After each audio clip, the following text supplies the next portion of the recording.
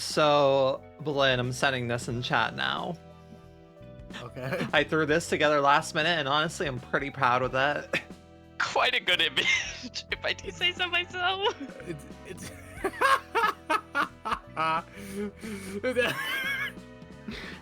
Angela, you actually read all the books, those books we collected, right? What books?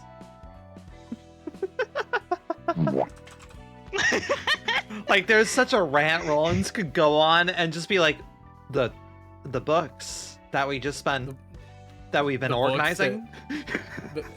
This whole fucking library that we filled. Like, I love shitposting. Shitposting is always just so much fun. But like, It's great. really is just like, you're kidding. The books that we spent this long, you know, organizing, that you had all of us reading, that you got upset at us multiple times whenever we gave you our philosophies and what we're reading about and everything, those books, I just wanted to have you all read them because I only cared about the one true book.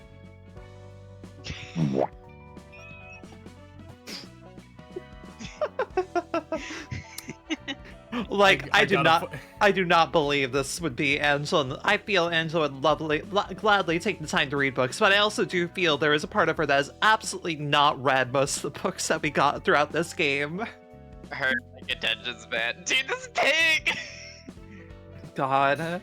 Like... It's okay. Towards the end of things, it got a little dire, so it's fine. Yeah, there wasn't exactly time to read or anything. But still, like... Man.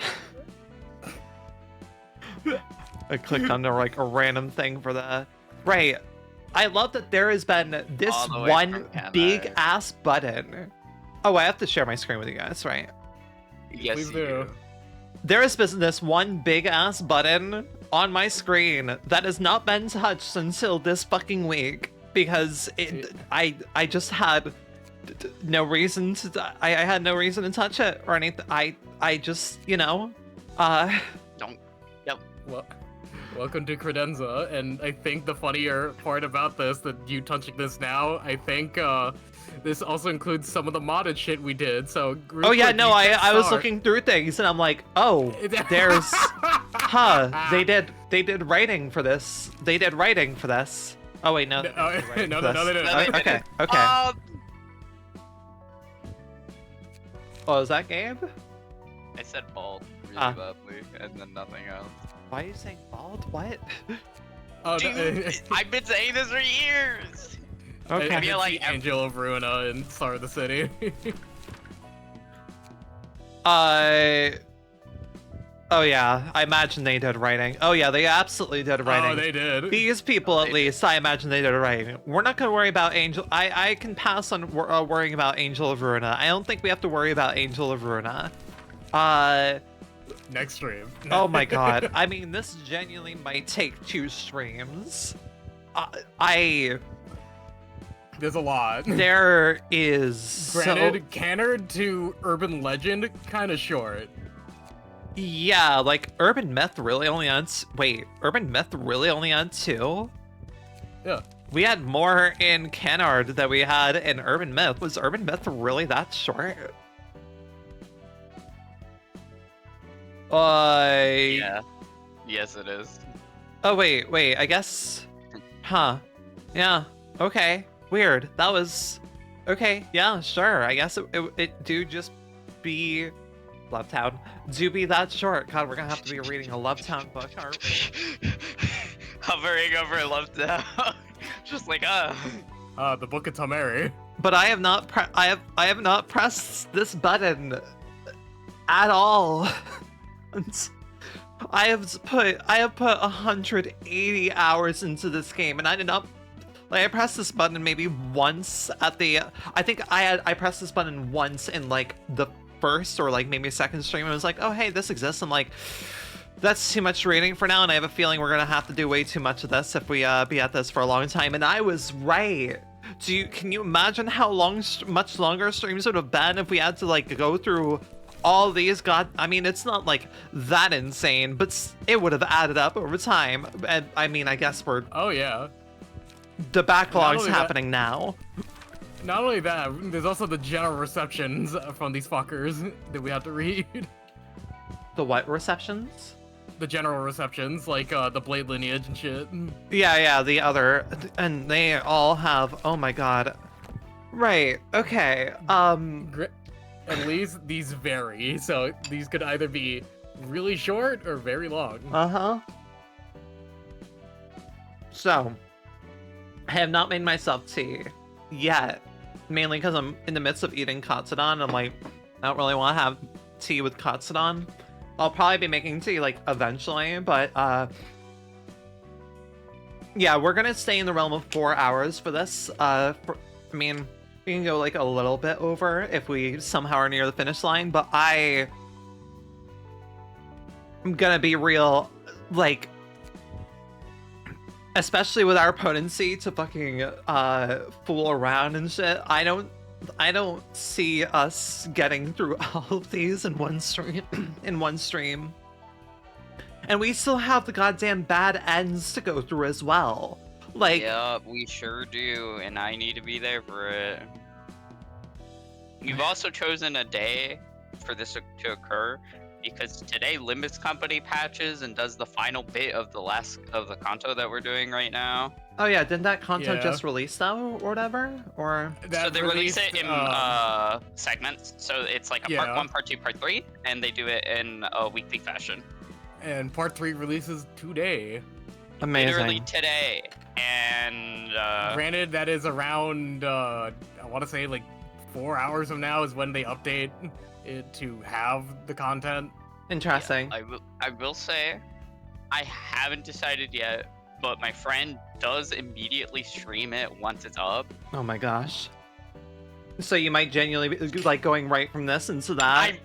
I might go from this into that, or I might go like partially from this into that. I kind of want to be there for the whole thing because I'm nervous about this like final release for like literally a week straight. Bad things are happening. Uh-huh. Rin. You don't Understood. even know. You don't know what's going on in there. Oh, No, a like, lot of these you don't know contos what's are waiting dire. for you. Genuinely, I have to applaud the Limbus Company, like the Project Moon fans. God damn, are they really good about not spoiling shit? The only spoiler that You'd be surprised. it may You'd be help that I'm on surprised. Blue Sky and not Twitter nowadays, at least. Yeah. Exactly. Twitter's a I- hellhole right now when it comes to that. Like, the only spoiler I've ever had about Limbus Company was the one thing with Don Quixote, right? From like, Wait, don't even answer that actually. yeah, like some backgrounds thing of them or whatever. A thing that the internet would reasonably spoil talking about Don Quixote, to answer that for you, to make it easy. Okay. That's the only thing I think I've ever digested of being spoiled on in Limbus Company. Primarily because I think I've just gotten good at dodging spoilers pretty much. As long like the only time I had any spoilers with Library of Ruina was when I was trying to like look up certain things carefully not to spoil myself or whatever, and then just like, you know, roll into black silence is such a fucking easy spoiler. But so yeah, like, you know, lightly spoiled on that. I don't remember any other substantial spoilers I had of the game of the game at all, besides like no, I can't even try. I don't even remember like many spoilers I got a Library of Ruina. From my experience, Project Moon hasn't been that bad. Project Moon fandom hasn't been that bad, but also I feel Twitter is a whole different space of spoilers. I feel Twitter a is like nightmare its world own because bubble. It's algorithmic. Yeah. So if you like one like Project Moon thing, it's gonna be like, oh okay, you like Project Moon, smile. Here's turbo spoilers for something you haven't seen yet. Yeah. Yes. Are you okay, Blen? Yes. Yeah, I'm good. I'm good, Gabe. I need to send you this. On the subject of Project Rune. What is this fucking thumbnail? What is this? Thank you for that, my boy. I'm finishing eating some food, which is why we're delaying. Also, I'm gonna have to definitely grab water, because I just had like a rice bowl. Of course, I'm gonna be fucking thirsty at a goddamn grain.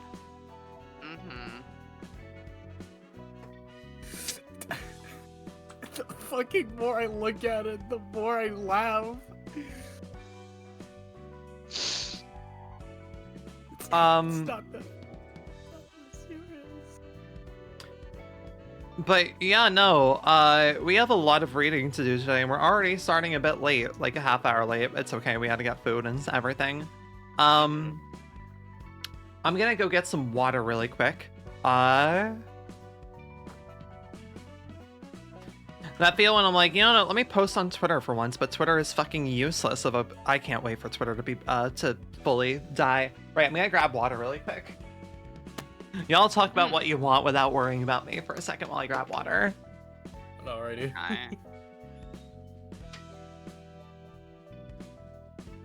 It's just part 2. It's bad. This is part 2, Dante. Ugh. I need to catch up really bad, and You do! You don't even know! also the fucking reveal of the Jishun and Ishmael like concerns me to no end. Wow. Because fucking like for chapters like for part 3 of Kanto 6, we got Butler made Ryoshu, which mirrors Nelly. Yeah. So just like, what the fuck is happening with Jishun? I don't know, man. Fear. Feel much the same.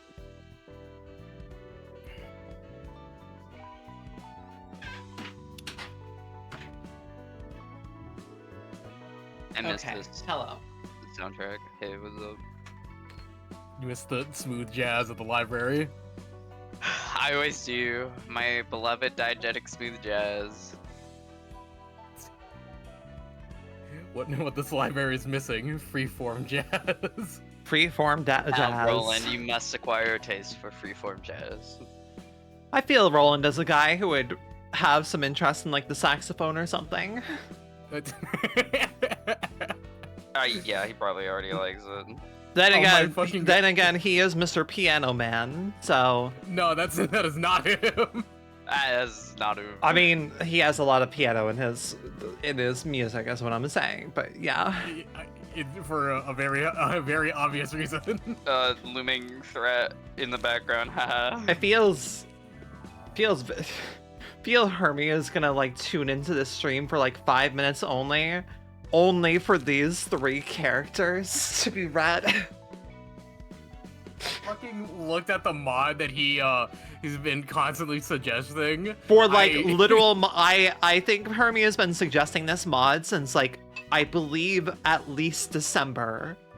I looked at Turbulence Office and it's just like, no, this is like extreme shitpost. This is like, we need multiple drinks to do Turbulence Office.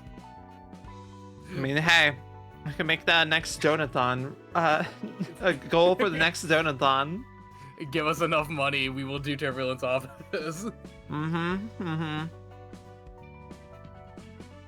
Actually curious about this. Give me 1 second. User pp_Hermie. I am going back in the mines.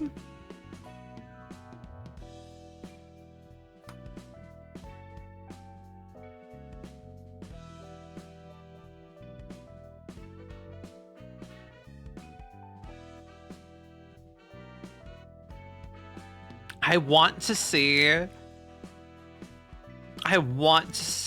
how far back I can go to see mention of this mod. Of the fucking Rat King.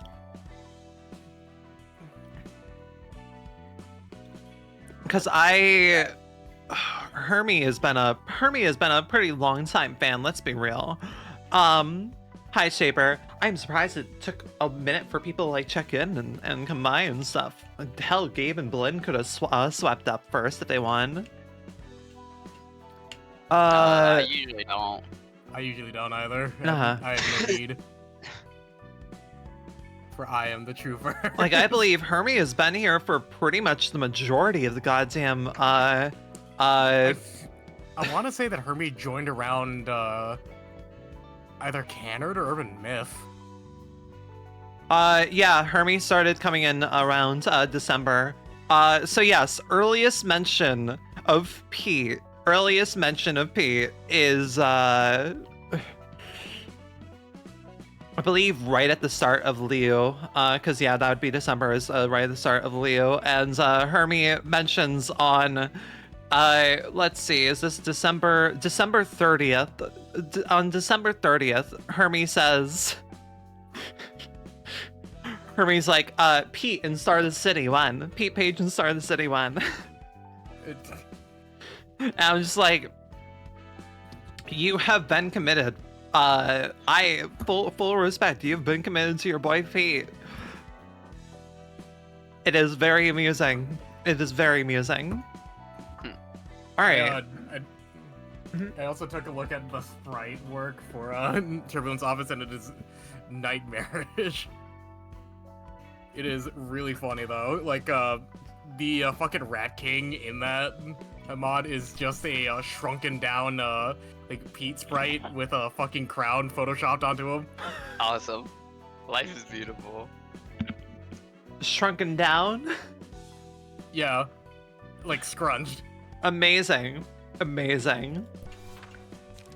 God, we really go from like these poor, like just regular ass people trying to make their way to you shit like to these fuckers, to these bozos. I'm just like, man,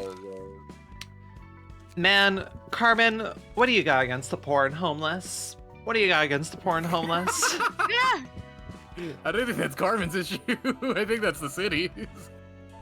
Carmen's the one who curated who we're picking from. Carmen is like they made it very canonical that Carmen has been the one pretty much pulling the strings this entire time of everyone we worked through, right? I feel like it wasn't like eventually of course Argalia and the Reverb Ensemble started manipulating things into their favor, right? But still. Actually no, yeah, because I thought about it, and the reason why Carmen chose like everyone that she did was because they had the remnants of the light in them. Yeah, that so too. She needed it back.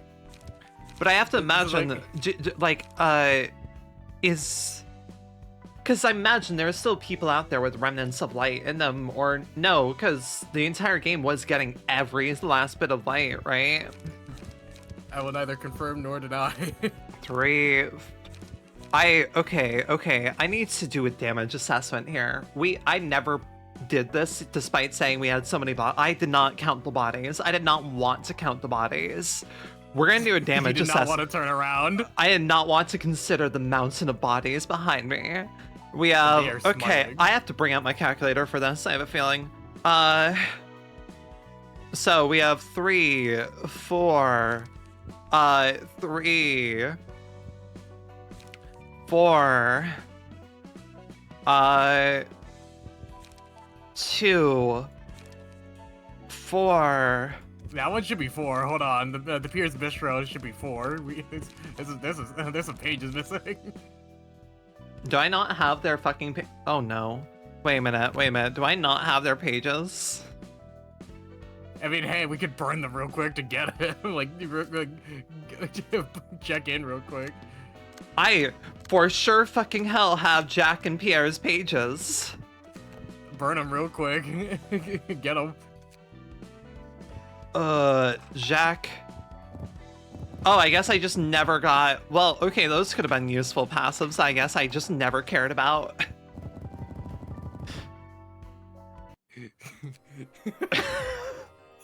What are we doing? Okay, that's something that we have to consider. Yeah, that would have been actually really good to have. Oh my god. Oh my god. Why do they both have passives that, like, I can immediately be like, okay, cool, I could have slotted this into, like, anybody, and it would have been... Instant cooking is kind of just a... it's kind of an alternative to corpse cleanup. Max 12 HP is still 12 HP, considering that very few characters go over 100. I feel like a fucking fool. Okay. I have to go through really quick and make sure that I have no random ass... I think we have everyone. But what if we don't, Blinn? What if we don't? Wait, hold on, go back to Naoki. Top. Okay, no, we do. We have at least one. If we have at least one, then we're good, right? We're good. Yeah.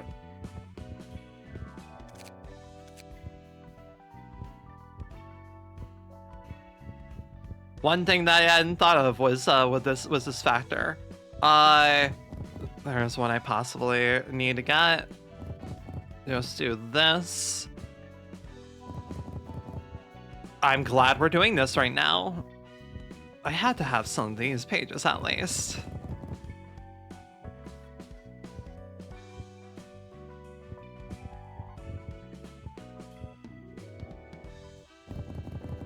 That's a name I just don't recognize. Oh my god, have there... I'm going to lose my goddamn mind if I just like burn these and be like, oh wow, there's... Look at all these that I absolutely could have fucking used. If I was paying the fuck attention. To be fair, at the point of the game that we were at... Some of these those two passives alone would have been very useful in certain situations. Yeah, that... They wouldn't have, like, changed everything, but they could have made... They could have made a difference here and there. God, I'm glad I gave you the fucking infinite burning mod. Imagine if I had to do this only, what, in batches of 20. Yeah. 20 is still better than nothing, at least, but not by much.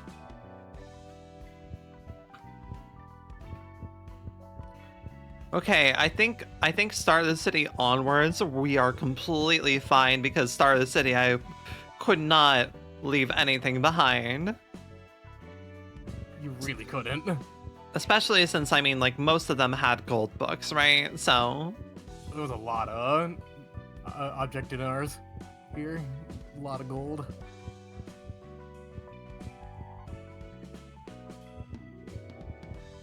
We could have just really said, just like, you know, gold books, legendary books or something, but no, we had to be fancy, and then ignore those people.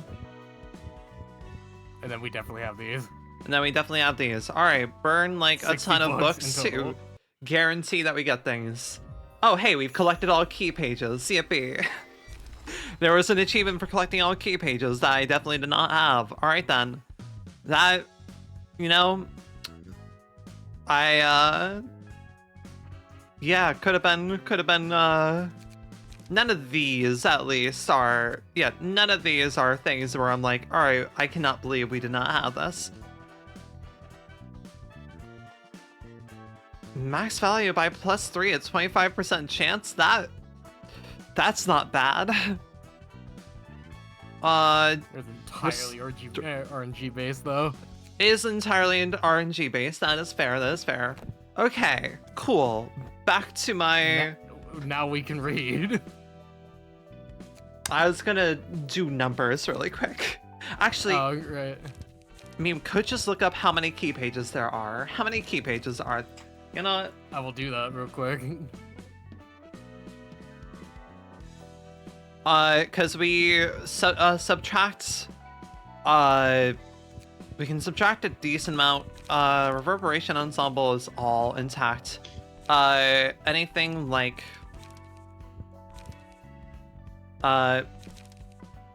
Church of Gear Worshippers too. Was this? That is not base game. That is not base game? That is not base game. Interesting. Okay, because those were the buffed guys that some of the reverb ensemble had with them, wasn't it? Yes. Interesting. So they inserted their okay. Interesting. Because it's it's implied that there are different versions of the Treasure Cave worshippers, but in Oh, they like, had actual different gameplay- sprites, but their actual gameplay wasn't any different. Yeah, like I think they were just bigger. Neat. Understood.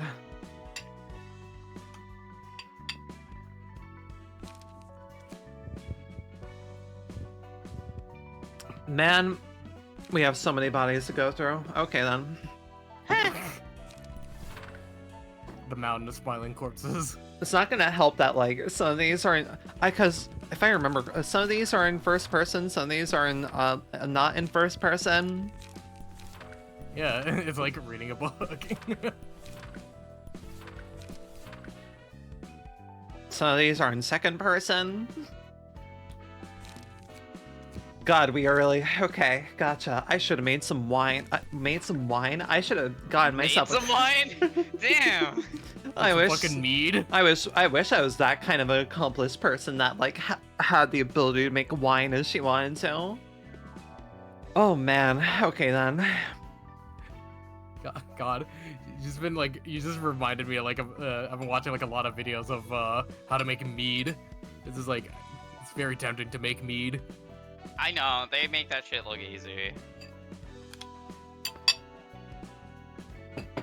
A lot of things honestly aren't that hard once you get it underway and have the stuff available. In which case, it can be kind of hard if you don't have the things available.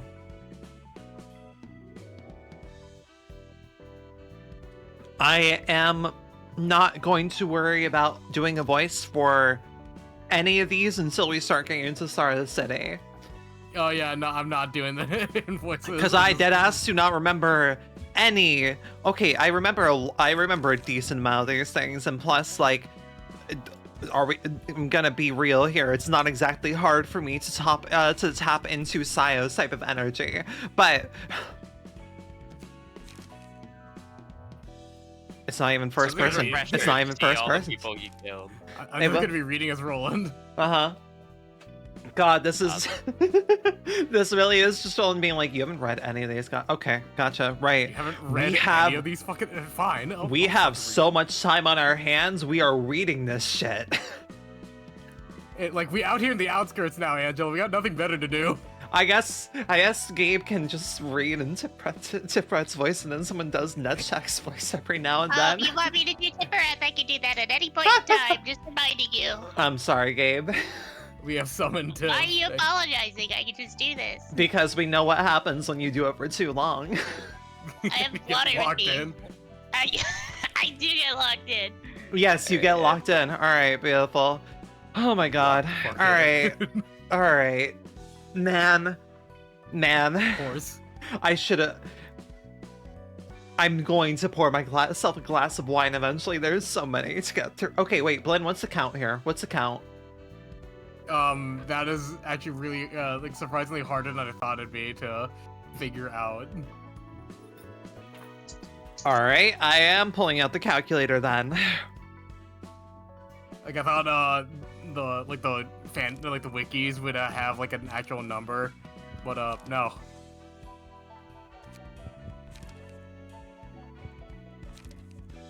Five, four, three, eight. There's no okay, cool. Yep, 8. All right. Plus 1, plus 3, plus 2, plus 3. Oh no, we're already at 50. We're already at 50. We are Okay, I just found something that helps with this. plus 4, plus 3, plus 3, I have figured it out. plus Ren. 5. I'm already too deep in. Let me just continue my descent. Plus 2, plus 2, plus 4, plus 1, plus 4, plus 4. It's good to remember how to count every now and then. Plus 4. Plus 5. We're over 100 now. Plus 3. Oh, we are not getting out of this in one stream. No, hell no. 3 plus 1 plus 7 plus 1 plus 1 plus 1. Thank you, Final Fights, here at least. Plus, oh boy. 8, 10. Okay. Yippee. Impuritatis Civitatis. Plus 4. Oh my god. Are there... This is... Everyone here has a page, right? It's not... No, this Yes. is... Okay, everyone has a page in base game. Cool. Then our final count should be 140s. Oh wait, plus 1 for Roland, so 147, yeah? The number I got was 173.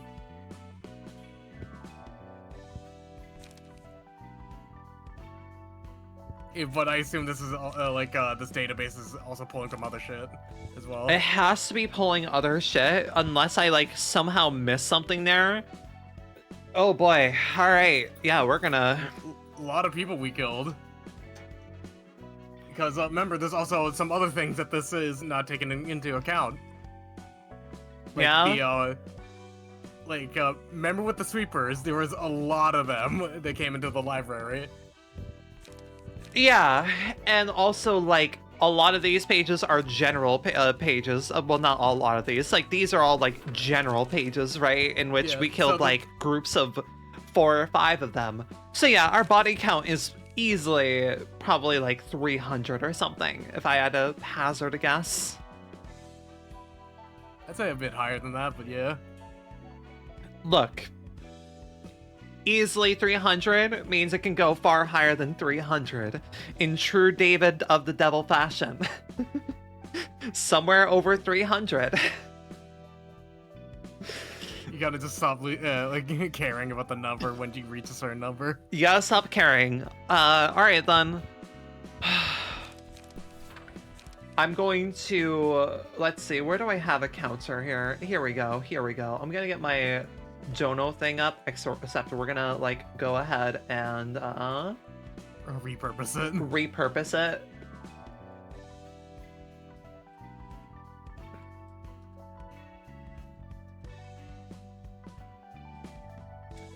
I should make, like, a thing that, makes the counter go up on a button, but hey, hindsight 2020, I don't got time for that. Right. So we can either just take turns, like, go one after another for reading things here. Or, like, just spin a goddamn, like, I don't know. Spin the wheel. Spin the goddamn wheel. Spin the wheel! Which does have the chance of making one of us have to read multiple times in a row. What would y'all prefer? I'd be down to spin a wheel, because spin the wheel's funny. Move all inputs. Blinn. Gabe. Ren. Hooray. Cool. Yippee. And we already, like, we have, like, 3 hours, so, yep, this is gonna take at least 2 streams. We have so much required reading to do. We have so much required reading to do. Okay, Gabe, congratulations. You get to start. Yay. Should I might have to disable, I might have to mute Library of Ruina eventually and put on, like, other music. We're gonna be listening to this for so long. You're in jazz world. You don't want to listen to smooth jazz? We're gonna be in jazz. This is going to be, okay. A Okay. taste Uh-huh. for smooth jazz. I get to finish my food at least. Alright.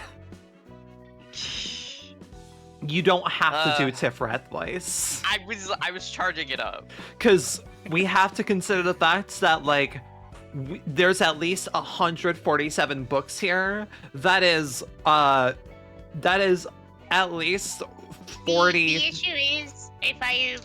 You've seen me. I have the skill.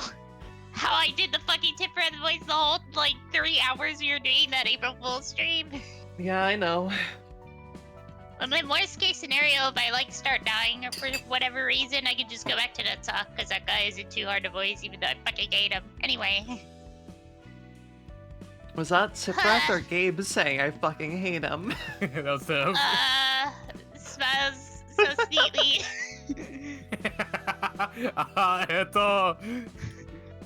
Sorry, I think she was channeling through me for a second. Genuinely, I don't know what else that could have been. Fucking method like actor. a fucking summoning. Sorry, you know how it is. Okay.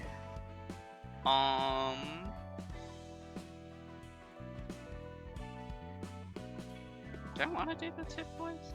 You know what? It's fully This is up the to first you, person. fam. I'm just gonna read this one normally. Sure. If it's not a first person, I'm gonna read it. Sure. Or not talk. Okay. Want to Okay. hear a secret? This is kind of embarrassing, but I used to have a dream once, like Pete does now. Yeah, I know. Still younger than him, with the long future ahead of me. What could I do? Life's too rough for that. Others say that rats are pathetic bones who are way too incompetent to join even the smallest syndicate, let alone a wing. Filthy losers who feed on junk and leftovers, not making any effort to change. Back when I was a young kid, I didn't like that. I thought I was better than those rats, so I decided to get into an examinee town. But little I know it'd be one choice I'd regret the most. I begged and nagged at my parents wanting to achieve that stupid dream. How'd it go, you ask? Seems you're just as stupid, aren't you? I wouldn't be hanging around with these folks if I made it, now would I? What I'm trying to say is, dreaming won't do jack shit for you. They didn't end up here because they gave up trying. Hell, they wouldn't have set foot on this gutter in the first place if they had what it takes to achieve their dreams. You get it now? Pete's a huge idiot. I have to wonder what the mental state of so many of these people are when they start, coming back to life and everything, especially for the people in the lower end of the shtick here. And I also have to wonder, if the fact, the librarians all had knowledge of everything that happened up to the point that until they were awoken, right? I wonder if that works in reverse for everyone here. So, fucking Lenny is just gonna be like, oh wow, some shit really happened here. Okay,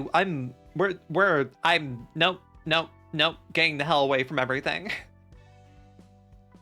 The people on the lower end of the stick, I'm so curious if they know what the fuck happened at the upper end. And it's like, alright, yeah, no, I don't want to be anywhere near whatever the fuck Tom Mary was. Both of you two's silence is so intriguing to me given what Limbus Company can potentially do. Or Leviathan. I don't fucking know what can happen. Gently grabbing your shoulder, you have no fucking idea what you're up against. I'm looking forward to reading Leviathan at least. Yeah, no, Matt will have a fun time once you and fucking announce to him. It's like, hey, we're doing Leviathan now. Hey Gabe, you're reading this too. I'm reading both of these. I just spun the wheel. Spin the wheel. Also love that you Got it. go into much of a lower register for your reading voice. I'm just reading. I don't know what you fucking expect out of me, man. No, I mean you just no. Just analyzing. Okay. Yeah. You do the average reading aloud voice that people do when called to read in a classroom. I could go. You know, You just do hey. this, with two people, I'm not saying. I'm just saying, making an observation. I'm not attacking you here. Okay. We have so much fucking reading to do, okay? I can't fault anyone for how the fuck they want to read things. I'm simply glad to have help. Imagine if I was doing this by myself. I wouldn't be. I would be giving up not even part of the way through. I'd be done after Urban Myth. I'm like, oh wow, that took a whole stream just getting to Urban Myth. Oh. Anyway, did you know? There's grades for each alley in the back streets. Funny, ain't it? Trash and a trash can are grading each other. Parts. Oh, bleh, sorry, my brain turned off. The parts that are under the protection of a syndicate, office, or association are pretty safe. Supers can't raid those streets easily. Dude, what is happening to me? I'm reading too fast. Hang on. Putting the people who live there in a different grade from those who don't, though, is pointless, honestly speaking. Sure, it's a bit safer over there, but we're talking about the back streets, get it? You know what's funnier? Even kids will group themselves according to what part of the streets they live in. They'd even shun others whose clothes or manner didn't fit their turf style. I had no choice but to accept the sad truth. You wondering how things were in the alleys I lived? Couldn't afford to pay protection fees to a syndicate, so the sweepers came down at night and collected most of my neighbors. I had to witness them take chunks of flesh out of my parents and brothers while they were still breathing. Don't pity me though. My story ain't nothing special around here. This city really fucking sucks. Yes. Yes, it does. It's so funny Correct. going underneath the pile of bodies and just being like, oh yeah, let's look at these people who just we're just poor. Welcome to the city, TM. Yippee. It's, Oh no, don't. Okay, no, I'm spinning this again. I'm spinning this again. Was again. it game again? Yes, yes it was.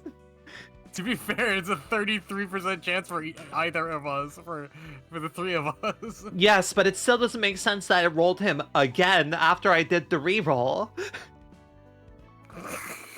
If it does it a fifth time in a row, I'm calling hacks. Okay, cool. Yippee. Alright, Len, you take this one. You take Hermes' favorite character in any piece of media ever. I'll give Hermie a timestamp for the stream in which we read Pete's backstory. He's probably gonna say this like this out of the right Pete too. That's not the right Pete. We should have done Rat. Yeah. Rat King Pete, yeah. It's not a lot of Pete's who hang around in the back streets alone. Because that's just madness. Weak and dowdy folks gotta band together to survive. Get into a small syndicate or anything and make a living somehow. Some ignorant folk, a fool makes a scene in the back streets. It's on their own. They're just making themselves a target as soon as the others notice they're alone. That's why we move in groups. We're called rats for a reason. We crawl...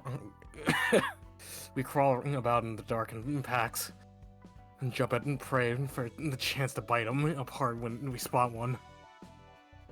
So, you're wondering if we rats have any dreams? I guess belonging to a proper syndicate, if any. We're just too tacky and amateurish to be called one. We hate being bound to rules, so hell freeze over before one of us joins in office. No rat I know would move to an examinee town to study for wing and entrance exams. Those nerds at examinee towns are too different from rats like us. We're all we're all dreaming silly dreams that'll never come true with our petty skills. Office, a wing, syndicate, or whatever. I think it's an easy task to belong to a decent group. People just accept what they got and live on. But still, I wanted to have a dream. Yippee, hooray. Wow. The spinner wheel is really biased to making people read multiple times in a row. Understood. Yippee. Is it me? Is it me again? Why do I remember Finn's name being mentioned multiple times? I forget why. Was it more of the fucking mod? Was it more of the Hermes meme? No, that's just the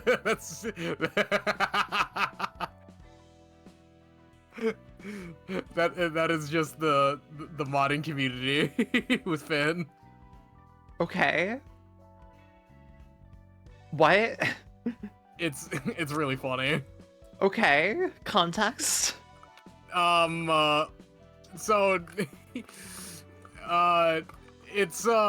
it's mostly just because Finn is like a very much like new to the fixer business and was actually in it to like help people. And in the city, that is very much frowned upon. So there's a lot of mods that make fun of that. Like there's a whole mod of just making like this mods in a version of Finn that has like 999 HP, and it's just the damage tester Finn. To help people by testing your damage. Gotcha. Totally not to make fun of it. Yeah, no, whose turn is it? Is it me? It's you, yeah, it's you. Alright. It's been a while, sis. Actually, I talked to you some time ago, by myself, of course. It sounds a bit lonely, but I'm fine. Today's not gonna be the same as the days before. I have good news. I finally joined an office run by this guy named Yoon, and officially became a fixer. You're proud to see your precious little brother grow up and make it, aren't you? Isn't it cool? I told you there's no need to worry about me. Oh, about Yoon's office. I think it's a really nice place. No, I'm not lying. Operator Yoon is a bit cold, but he teaches me a lot of things. And there's also Eri, who's my senior. I've yet to be friends with her, but she seems like a good person, too. For now, they're giving me small jobs, like searching for lost cats. Maybe they're worried I'm too inexperienced to handle tougher stuff. It's not really fancy, but if I start out with small tasks like this and work up slowly, I'm gonna be a great fixer one day, yeah? My heart is already pumping with excitement. When I become a proud and dashing fixer... you know, Oh man. Poor bastard. I'll buy a nest migration ticket and get a nice new home for you. I could buy my gear at a workshop thanks to your help. And all that. That's not all. You always looked after me, sis. It's kind of embarrassing to talk about this anyway. Don't worry about me. And do the things you want to do. I know you were always too busy caring for me to pursue your own interests. You offered to give me a prosthetic body, or even minor procedure, the last time we met, but I'm doing fine without any of that and stuff. And you got the money to earn for yourself. I'm tired, so I'll be going now. I ran around the whole town chasing a cat all day. Night, sis. I hope we can see each other soon. Wow. Tossing it back in the pile.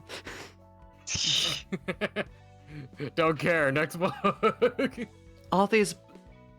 it's interesting to read of people who really are just people, and oh my god, okay. It is a 1 in 3 chance for things to be rolled, I get it, but it is amusing to watch you two just be rolled back to back to back. There we go, I'll read a thing. Alright, forgot this is a pretty design. Right, there were so many pretty designs that were put into the meat grinder. Then again, we've somehow unground the meat. anything with the exception of Reverb Ensemble, and even then, I don't fucking know. Can potentially come back someday, maybe. Potentially. You have lots of things to prepare for you jump into this fixer business, starting with choosing equipment. You'll need clothes to protect your bodily accessories, etc. Before any of that, body augmentation comes first. There's no point having masterful skills or fancy equipment if your body can't keep up, you know? And training hard isn't gonna do it. There's a limit to training your body, and the fittest body is still no match for mechanical prosthetics or bionic organs. You gotta be able to keep your body intact to do anything, so you're pretty much forced to spend a fortune on it. There's a ton of methods to enhance your body. Exoskeletons, bionic surgeries, nano tattoos, prosthetic body parts, you name it. Deciding what workshop tech to employ is up to preference and purpose. Some would have insane muscular strength that would let them carry a power pole one-handed, and others would want ludicrous speed, quick enough to skip over multiple blocks in a split second. It's so diverse, I could go on forever. You need any ability, they've got you covered. The only hurdle is money. In the city, money is what gets you power. That's why the first thing we notice when we assess our foes is how much they spent on their bodies. Oh, of course, some technologies patented by closed groups like certain syndicates or wings are hard to get your hands on, even if you have all the cash in the world. Just look at me, though. It took a teensy little procedure for me to lift this humongous weapon with one hand. This is the kind of power you can get, you see? Body augmentation is more of a necessity than an option these days, so you'll want to study up on that. You don't want to stay a weakling when everyone else is getting their augmentations now, do you? Genuinely, how many fixers get... How many colors get any fucking augmentations at all and are just naturally built different? To our knowledge, almost all of them have some sort of procedure. Gotcha. Because I just assumed, like, Roland, for instance, I just assumed is using, like, tech and weird like hammer space glove things, right? He has procedures. He's got a lot in him. I gotcha. All right, roll here. Wasn't one of these very early on guys like a sibling of the Kane office of this guy or whatever? Bada, yeah, it's on from the streetlight office. Oh my God, it's gonna take so long to do all this. It's gonna take so Yes. long to do all this. Oh Yes. my God, it's gonna take so long to do all this. Yeah. Okay, Gabe, you have this next one. Ow. I'm already Sorry, drowning in I the twitched bodies. my leg. Are you good? Yo. I sat weird. The pain of being old. I'm 24. I was about to say. You're only 24? Yes! Understood. Gotcha. I turned 25 in like a month. You were a baby when I was running for you. Holy shit. Yes. Jesus fucking was- Christ. I did not know you were that young. Holy shit. Like 17 or 18 or something. I am like almost 4 years older than you. Yes, I'm aware. Jesus Christ. Anyways. Oh. Finn was bungling in many ways. He had no talent, he refused to take modification procedures, all he armed himself with was a tiny weapon. I didn't exactly dislike him though. They say a delicate person like him is nothing short of pathetic here, but he had passion regardless, and he was gonna be our colleague from now on. Besides, it's not too common to see such a passionate fellow in this grueling mess of a city. He was an interesting one. Why did I exploit him? Exploit is a rather harsh word to describe it if you ask me. A sloppy kid like him would have gotten killed anyway, abducted in the back streets and fading away while witnessing his innards getting ripped from his body. And that's one of the tamer examples I could give. In this city, worse things are happening here and there on a daily basis. If he didn't die there, he would have faced a much more terrible fate somewhere else, isn't that right? Never mind, this is all about rationalization. Think what you want. The Society of Fixers is built entirely up on meritocracy.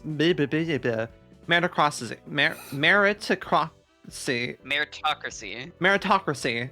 Okay, yeah, makes more sense. Meritocracy. The greater you are, the higher you can climb. On the other hand, if you don't have the capability, you should be thankful for any org that accepts you and stay low. Thing is, capability can mean many things. For some, it could be physical strength, and others might have superior intellect.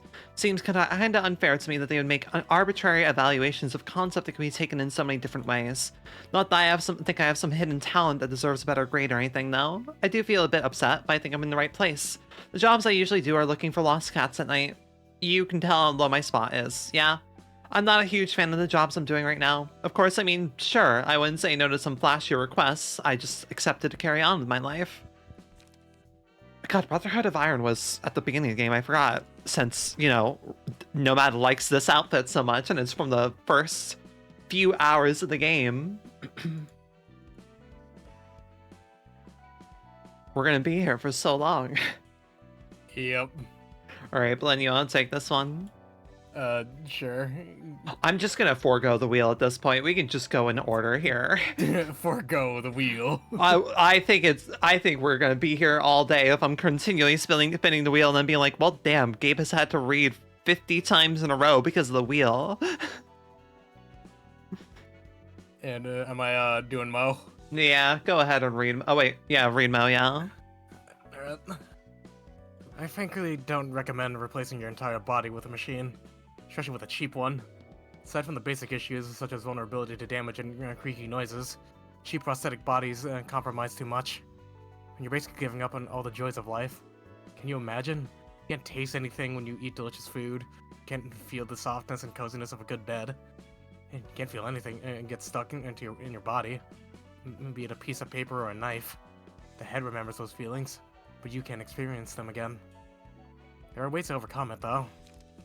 You can buy a desired stimulation chip and plug it into your brain, inject medications, or use other methods. They're just absurdly expensive. You're better off saving up for a more expensive prosthetic body if you really want your senses back. High-quality, pricey bodies come with sensory organs. As I always say, it's all about money in this world. I can read this next one since Gabe, and then do Gabe afterwards, since Gabe, you read so many in a row. What's your favorite food? That's the question I used to ask the most when I still had a human body. I love eating. Talking about food was a huge delight for me. We would share each other's tastes and preferences, and sometimes head to a restaurant for a meal just like that. But now, my body's a machine, as you can see. I can't taste anything anymore. Thanks for pointing that out. Mo told me to stop dreaming about it. I still want to try more delicious foods though. Hot and flavorful, spicy and sweet, stuff like that. I guess this body is too cheap to restrain delusional thoughts like this. If we get more body and change our money and if we get more money and change our bodies to new ones, then maybe I'll be able to stop these thoughts from getting in the way of my work. And Gabe, go ahead. A city consists of 25 nests and 25 districts of the back streets that surround those nests. And countless offices and syndicates reside in the back streets. You know, it's a surefire way for a syndicate to make a name for itself among all the competitors. The simplest method is office raiding. Literally storm into an office and wreak havoc on it. You never know who could be the winner until you fight. It could stop at a good beating and one side surrendering, but some syndicates raid offices out of pure boredom and kill everyone. Each syndicate has its own way of operation. Because of that saying, the syndicate has more fame to gain out of raiding a high-grade office filled with seasoned fixers. So the offices have to stay sharp at all times. But you'll also have to watch it. If you misjudge your opponents, you'll end up dead before you can try anything. This city is such a fucking hellish place. Isn't it normal? This city is such a goddamn hellish place. You love the city that you live in. Do you love the city you live in? Blinn. Yeah. I don't remember these. Wait, I know. I remember this. I remember these cool designs. And that's all I remember is some cool designs. I use one of them for one of my favorite nuggets. The mountain of smiling bodies continues to grow larger as I have to consider it. Very big mountain. It's entirely impossible for a syndicate member to engage in fixer work, or vice versa. It's a pretty common occurrence, actually. If you have the skills to back yourself up, multiple organizations will make sweet offers to recruit you. What matters the most here is the relationships you built. Your fate depends on the things you've done. Or karma, in other words. We didn't start out as fixers in the beginning. No. We're in fact part of a homicidal syndicate. See how intimidating we look. We used to be murder for hire in District 23, of course. Fucking District 23. It's always District 23. We love W Corp. Understood. It was a small syndicate ran by Gnocchi, I, and a few others. But our influence started to expand bit by bit since the young and talented Taein joined us. Our current boss was originally the representative of an office we raided. They visited us, and once they heard that we shredded their fixers brutally and hung their ragged corpses on the streets like scarecrows, said they'll need people like us. Another just freaky with weird tastes. But looking back, now I get why they chose us. It's a strategy. Each office does all kinds of things, sensational stunts to attract the attention of potential clients in an oversaturated market. They'll hold radical events such as pay for one request, get one for free, or group weapons into different grades and offer a free exchange for one of their most expensive ones. And the gullible clients fall for it. Gotta know how much more than that 1 + 1 a deal actually costs, or how it has limitations on the grades of requests you can make. Don't bother looking up to check if the top grade weapons are in fact used ones, since their boss didn't want to add lies into the industry that are already full of filthy schemes. But they still had to catch people's eye somehow, and this is the result. Hire guys like us, and proudly to advertise it. Fixers from a formerly killer syndicate will tear things up for you. You can count on us. Hang up a slogan like that, and like this, people get hooked up. That suits our taste, that is. I love that you two are able to maybe be like, oh, District 23, that's W Corp. And I'm just like, I know it's like in alphabetical order, all the numbers and stuff, but can't do that. I only recognize District 23 on Impulse. I can't recognize any of the other ones on Impulse. I have to count. That's I'm no, stupid. that's my point exactly. As I'm like, because it's W Corp specifically. Oh, For yeah. me, That it implies so highly- goddamn fucking much that it's like, oh, that's W Corp. It's like, oh, you know that by how much bullshit happens over in W Corp's goddamn nest. So the reason why I recognize that as W immediately District, because of rather. other things, and because Gebra is born there, and B, I also know it for another one of their quirks other than the rampant murder. Its most free and well-known thing is cannibalism. Oh, neat, amazing. Gabe, do you want to do this one? Oh, Hang on, water.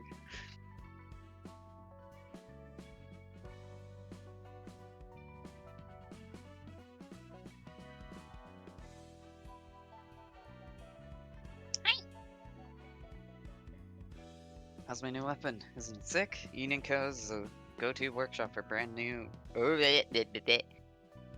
workshop brand for ready-made bionic weapons and equipment. Their prices are pretty reasonable compared to most procedures and workshop weapons too.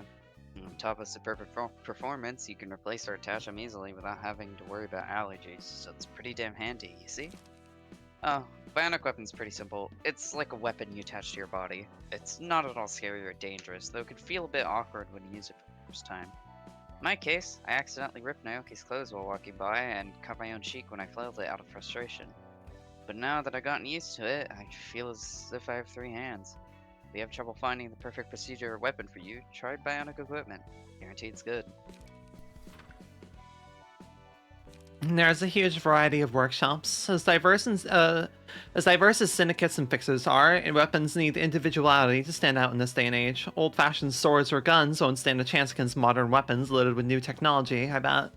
From cheap and common gear to bionic equipment like the one Tyen's using, to equipment with ridiculous abilities that's almost indistinguishable from magic. Don't get too hyped though. More options means you need to be more cautious about choosing the right one for you. If you had the time and money, you could buy them all and test them out at your leisure, but we have neither, do we? Don't just buy the things others recommend without doing your own research, though. That's one of the stupidest things you could do. Might fit them, but that doesn't necessarily mean you'll have a good time with it. Still confident that you can wield them? Oh well, get real, buddy. Workshop equipment is not your average weaponry. Before you choose your weapon, observe others carefully. See if any workshop products might suit you. Having keen eyes is all part of our skills. Guess why people choose us in our office out of all the top fixers out there? I like that some of these are just like, here's a good advertisement for all body modifications or weapon modifications and everything, and well, I know it's just like some stuff's indistinguishable from magic. I'm like, yeah, like woman who's able to literally teleport and rip tears across space and time, I guess. Okay, I don't understand the purple tear, but all right then. You will understand once you read her thing. Yeah. Oh, Blinn. Yeah. We're gonna be here for. We're only now getting done with Ken art. Yep. You love to see it. Back when we were still part of a killer syndicate, we got a client asking us to hunt some crazy syndicate. They were shaking like a drenched rat as they came in. I suppose they were scared in of places like this. And they asked us to catch the wicked criminals kidnapping people in the parts of the streets we live in. And they live in. We had one question though. Besides they're giving us a job, but why ask a syndicate like ours instead of going to the ZY or other offices that are better suited for handling public safety issues? And they said, and they did try to request an office at first with the money raised by their neighbors, but then the offices. You okay? You okay, fam? Yeah, Okay. yeah, I'm good. I just inhaled. But then the officers asked for a ridiculous sum of money, and claiming that there's much preparation they need to take before they can uproot a whole syndicate. Poor fellow begged for help, but the office personnel didn't even flinch. Well, money is the only thing that gets fixes moving, so that's understandable. I think their friend recommended us to them while they were looking for another way. if I remember right, introduced us as a trustworthy syndicate. So they came all the way to our hideout. Trustworthy syndicate. It's a shame, really. I can still remember the client's head and staring daggers at me, hanging from the top of a power pole. Syndicate paid us more cash. What can I do about it? We don't write official contracts or anything, so the highest bidder gets our favor. No one glaring at me like that, pal. No use glaring at me. We were told by our new client to hang their head and guts out in the streets to make a sample of them. Those sick fucks even used some kind of singularity to keep him alive. Poor bastard. Should have requested an office in the first place. And somehow. Sorry, singularity? What? Huh. Yeah, remember that singularities aren't exclusive to the wings. Yeah. The wings just have the most, like, insane, powerful ones. Yep. Gabe, is it your turn or mine? I think it's you after me. I think it's me. I think. I forgot. I forgot already. This is why the wheel was also good, but who cares? Jack, our usual source of cooking ingredients are syndicates specializing in butchery. The kinds of meat they treat and how they process it differs for each syndicate, so you should pick your caterer carefully. Our meat pie bistro used to frequently trade with the musicians of Bremen and Little Piggies. The musicians of Bremen provided large quantities of meat, though it wasn't exactly the freshest. Shattered chips of bone were often in the meat, and the mixture of different types would create an odd flavor. Still was a reliable supplier of ingredients, all in all. Outside of special occasions, we'd use them for making experimental dishes or sausages. Oh, speaking of, sausages are made from a mix of several different kinds of meat. You can even find a rat inside at times. Anyway, we rarely sold the dishes made out of their meat other than the sausages. They'd never treat their meat nicely before handing it to us. The meat from Little Piggies is pricey and comes in small quantities, but its quality is good. We even got the highest grade meat sometimes if we were lucky. Just looking at the meat from Little Piggies fills me with ideas how to cook it and make my mouth water. That's how appealing the meat looks, but the price is rather heavy, so we only use it for important dishes or foods we serve to customers. But both the syndicates suddenly said they're no longer selling ingredients for some reason, so now Pierre and I have to pioneer a new supply chain on our own. I don't think this is all too bad though. I enjoy working with Pierre a lot. Okay, Gabe, go ahead. Hi, Pierre. Oh, dude, I just stretched and cracked like 3 bones in my back. Oh my god. Ow. Anyway. I'm stretching in the meantime. Yeah. Good idea.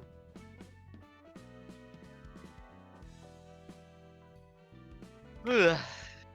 I'm deciding if I wanted to do a voice or not. Sorry. I do like that multiple of these are mentioning things that we only heard like every couple dozen hours or so in the main story. I'm like, oh hey, Musicians of Bren was mentioned this early on.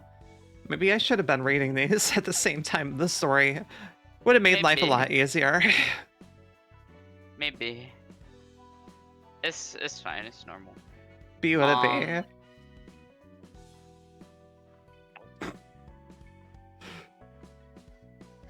Did I pitch my voice up? Nah, whatever. We read it normal. Just read it normal. It's okay.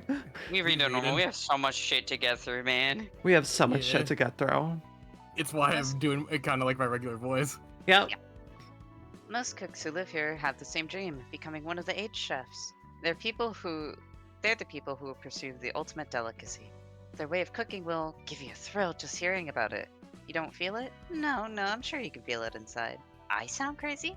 Yeah, listen up, you stubborn square. This is why I can't talk to people whose brains are too old. They taste bad, too. There's a limit to the flavors people could draw forth. The height of taste the human tongue can feel isn't as impressive as you might think, really. The most delicious food doesn't come from close to sending chills down your spine. At most, it's just good enough to make your eyes spin. And the food you guys casually eat going, tasty, are way below that. So chefs gathered around one time, pondering what to do to pursue a taste beyond this limit. And then inspiration struck them all at the same time like lightning. What if they sublimated the experience into taste, something beyond what the tongue can be? You know, they say the presentation of food adds to its taste, right? What if the whole process of cooking could be tasted? They performed several experiments in an attempt to make that dream come true. So? What do you mean, so? I wouldn't be trying so hard if there was an end to delicacy. All the chefs are continuing their research to this day, seeking more stimulating flavors. And I do want to be as good as the stain on their apron at least. Greta, meanwhile, being like, oh yeah, the other 8 chefs literally cooked themselves to death. I'm built different. I am the chef. I am the chef. You can't fucking cook anything if you cook yourself to death. Alright, Blinn, go ahead. Yep. District 23 is God the street fucking of flavor. District 23.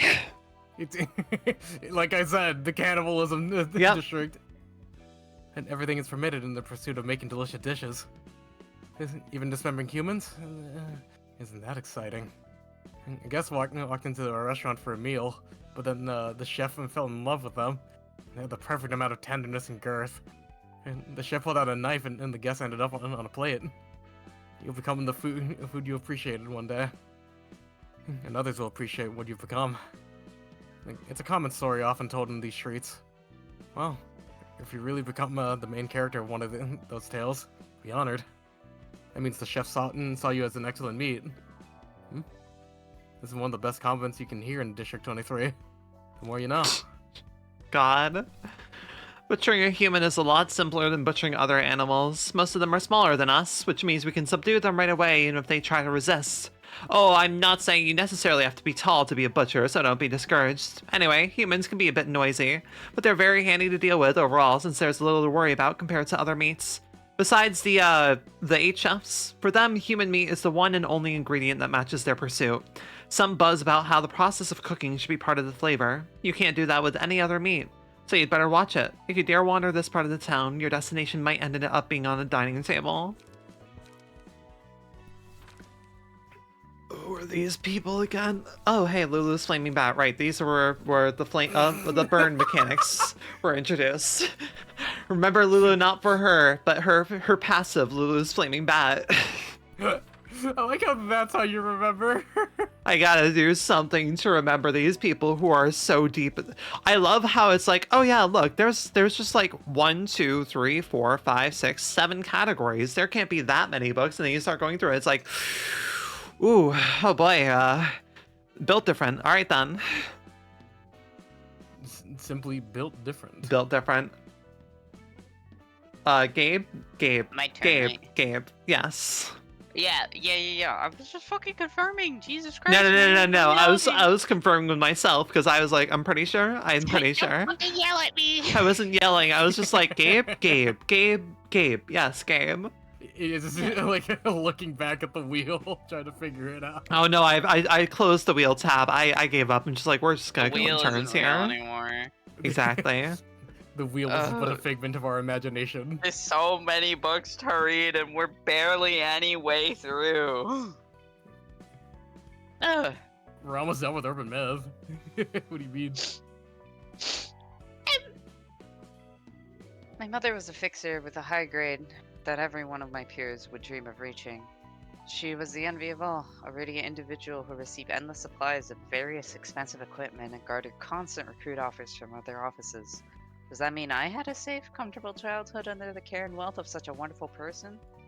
Had that been the case, I would have earned a position over in one of the wings already. Being the son of a high-rank fixer, I was often targeted by syndicates opposing her, and my mother's acquaintances held high expectations of me. At first, I was okay with their expectations. I was already dreaming to follow the path of my mother. In fact, I was hoping to live up to it and hear compliments such as, I knew you could make it, from others. Yes, I'm going to become a great fixer just like my mother. Then she'll be proud of me one day, right? She'll proudly say, that's my boy, in front of others. I studied hard day after day, taking no breaks in between. Countless times I held my sword with strong resolve, and many days I spent weeping alone. Even if I faced setbacks and failures, I believe I could overcome them and stand strong like the protagonist of a movie. As if I could actually be someone great.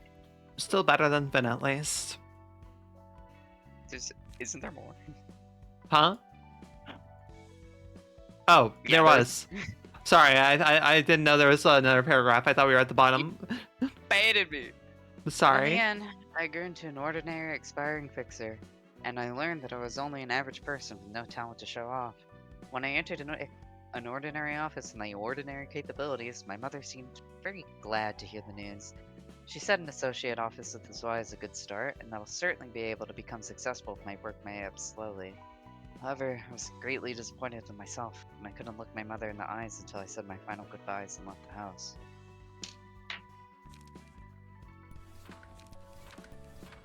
Oh crap. Yippee.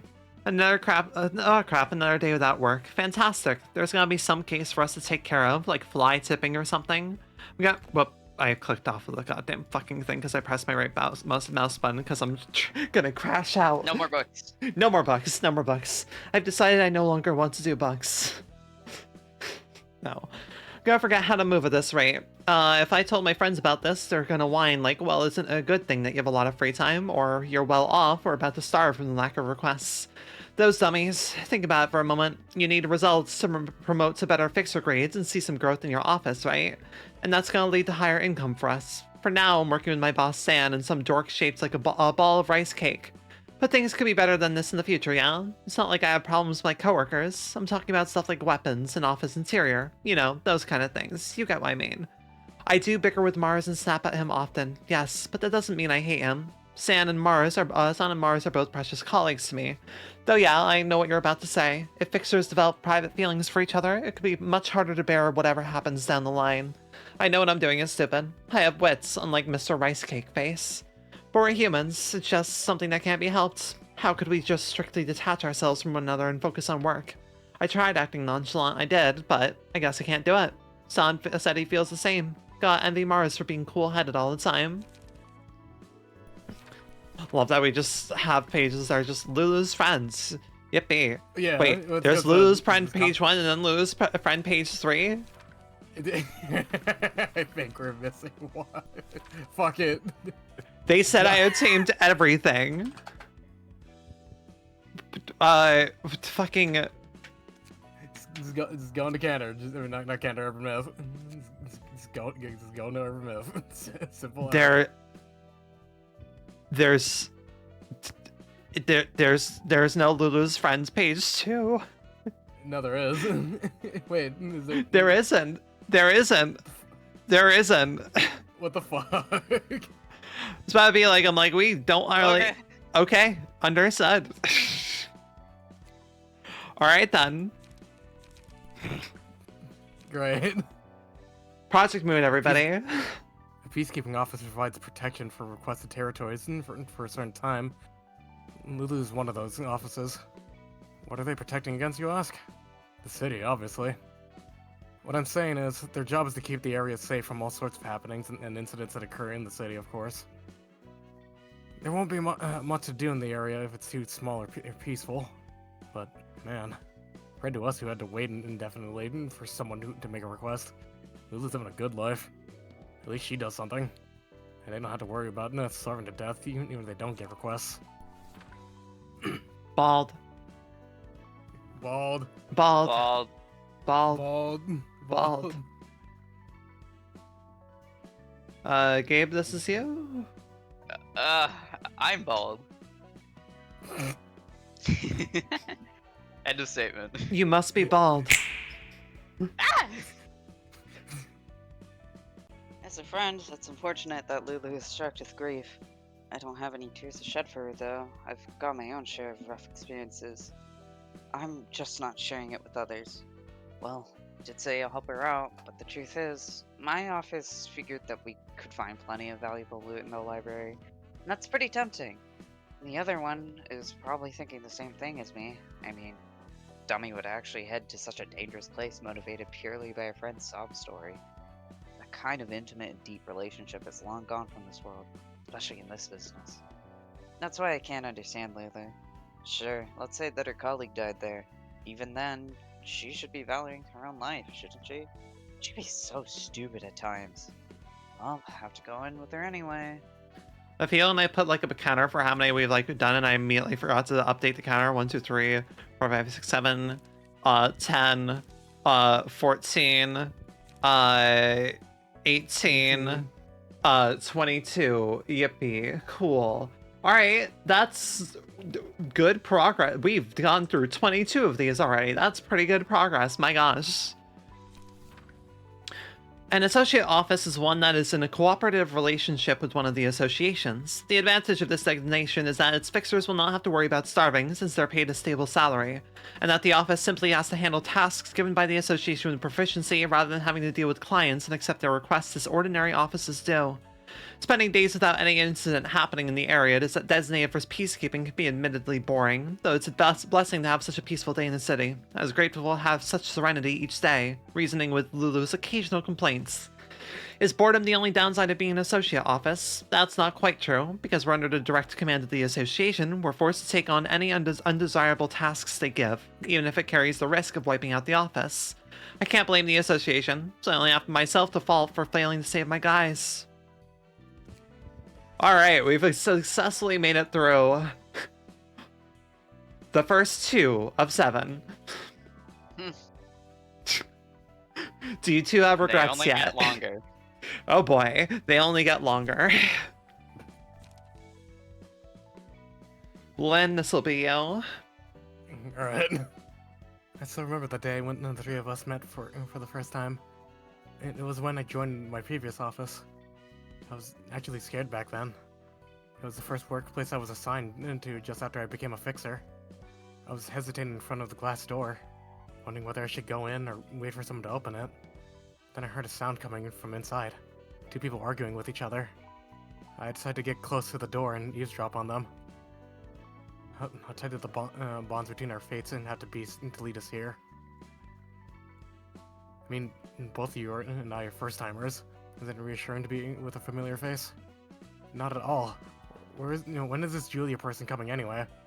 Don't tell me she got disappointed by your pathetic impression and went back already. She's not coming in because she's intimidated by your facial expression.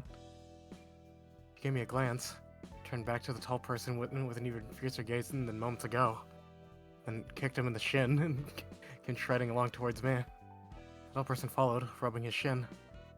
As the person with the pigtails got closer and closer, I found myself stepping backward, even though I knew I should be saying hello to her. Soon, the chime of the door rang as it opened up, and we stood still for a few seconds like that. Not one of us was saying a single word. I don't know why, but it was so funny to me that she was puckering her lips, just as hesitant to speak as I was, so I burst out laughing.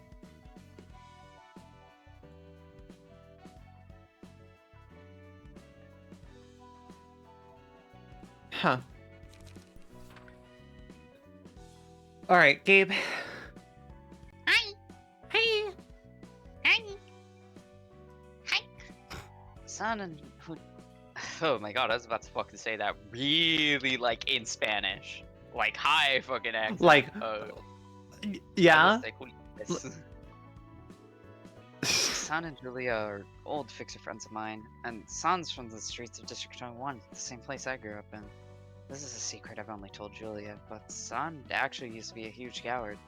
It's probably not that surprising to you, since he still acts like a coward from time to time.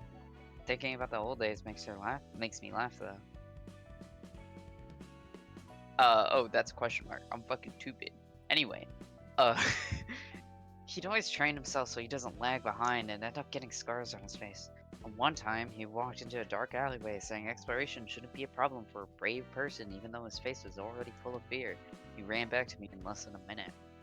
We almost got into some serious danger one time. 2 of us were just hanging around until after dark and ran into something nasty in a remote street. It happened when I was a little kid, so memory of that is blurry. All I can remember is looking at San's back, standing in front of me holding a tree branch he hurriedly picked up. My heart was racing with fright, but looking at his shivering legs made me chuckle a little on the inside. I don't really remember what happened after that, as I said. Why am I bringing this all up all of a sudden? I don't know. I was just reminded of the old time seeing San kneel down for the sake of his office juniors. He never changes, huh? I don't really remember these guys at all. vaguely remember them, but my gosh. Walter, the associations handle requests often made for fixers such as security, combat, assassination, intel, patenting, and trades. When there is money, there are associations. The associations follow the demands, not the other way around. Demand equals requests, and requests equals profit. It may seem too materialistic to you, but seeing how the associations work, you'll have to agree that money is their prime objective. For instance, the associations sort and classify every single notable event in the city. Urban myths, urban legends, urban plagues, urban nightmares, and stars of the city. Risk is not what determines their grade. The only question that matters is how much people are willing to pay to have the threat eliminated. Oh, neat. Interesting. Lynn? Yep. Is there a person or a group dedicated to stopping violence or murders in the back streets? Not quite. You're on your own, unless you have the money to hire fixers. Protection isn't some volunteer service you can get for free. Fixers risk your lives for it. They'll take our lives worth of money to get motivated to work. We aren't robots. If you're so afraid, why don't you hire fixers or move into a nest? You're free from all outside threats when you live in a nest. Unless the nest falls, of course. This Y Association is your shield. We protect you, your family, and your home from syndicates of the back streets, or crazed murderers. If you have the wealth to make the direct request of the association, that is. Without due payment, the association will not move. Do you believe our request fee is too expensive? And would you rather request a syndicate? Well, making a request to a syndicate is an option. We don't recommend it. The reason is obvious. No organization in the city that operates without abiding formal procedures can be trusted. Associate fixers are classified into multiple levels too. From Section 1, which is in the apex, to Section 6, the bottom. There's a world of difference in salaries and treatment they get. I guess that's because they're much more experienced than us. If I can keep trying hard, maybe I'll be able to join Section 5 someday. It's not an easy feat to get out of Section 6, of course. Time for a sip It of takes a huge water. effort, or perhaps something that can be accomplished with That's effort great. alone. So not relaxed. I'm So a fresh I'm member clenched. here, so there's still a lot for me to learn. Still, I'm gonna pick up experience as I resolve the missions assigned to me, and I'll probably figure out what to do in time. This Y tends to be more defensive than other associations or offices. Our main purpose is not to fight and win, but rather to ensure the safety of our clients. We don't perpetrate unnecessary killings in our duty of protecting people. I have Thus, Oh, go ahead, sorry. thus, if you're looking to make a request for someone's death, we recommend seeking other associations for it. I, one, love the Zwei being like, yeah, we'll be your shield. I'm like, you motherfuckers are using Zweihanders. No goddamn shields involved with that, too. Mental list in my head, I'm like, alright, what characters could we remotely possibly see probably come back in future content? And I'm just making a silent tier list in my head. Especially knowing, like, the scale of Limbus Company is so different compared to, obviously, LobCorp and Library of Ruina. I'm like, alright, Pierre's I feel these two we likely can possibly see someday. These guys, no. These guys aren't that remarkable, but also, I don't know, I could eat my words very easily. Doesn't say it anyway. Stray dogs, okay, I remember your mechanics, and that's good as it's gonna get. Some fools laugh at these accessories I'm wearing. They think I'm a glossy punk trying to look cool, faked out with random ornaments without a second thought. What they don't know is that these ain't just for fashion. They're good for making arrogant idiots let their guard down, but before that, they're workshop products with real practical uses. You hear about how people use belts to choke others, didn't ya? These accessories are similar to that. They're useful for beating someone to death, though I gotta take the risk that comes from using them. Expensive gadgets crafted by premium workshops have almost zero side effects. On the other hand, this ring, for example, lets me deliver a harder blow with my punches, but it chafes the skin on my hand at the same time. This one's on me for using it for too long. I hear quality products usually get regular repairs and maintenance to prevent that. Side effects on my gear is pretty minor and negligible, but in worst cases, you get some poor sod whose neck got snapped by the necklace they are wearing. Hello. Definitely forgot about this shirtless guy. Gabe? Yeah, this is Gabe. You don't have to do a voice. You don't have to do a voice. No, I'm getting fucking water. I'm not Valid. doing a voice. Valid, okay. Tattoos are the cleanest type of augment procedure you could get. I only got it because Kyung-mi pushed me to give it a shot. I'm pretty satisfied with the result. Doesn't cost an awful lot, and looks pretty damn nice, too. We cast wimps run away at the sight of my tattoo. But you see, coolness isn't the only notable feature of these tattoos. There's tons of tattoo types depending on the quality of the ink and material used, but generally speaking, you can have results like bursts of strength or skin as hard as steel. It used to be Singularity, but ever since the wing owning a tech got snapped and its patent expired, everyone and their mother's been using it. Don't get tattoos that are too cheap though. You might wake up to find melted flesh. You get exactly what you pay for in this city. Bastards are only honest when money's involved. Ah yes, Deformity Corp, Tattoo Corp.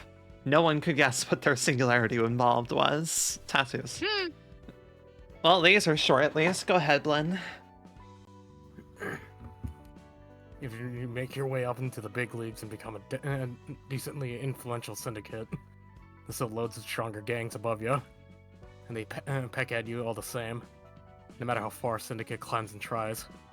And you just can't surpass the 5 fingers at the top. Syndicates ain't too different from Fixers in that you have to repeat the same stupid shit, following orders from above. So in my opinion, holding on to your place seems wiser than trying to climb up without of ambition or greed. Unless you're at rock bottom, of course.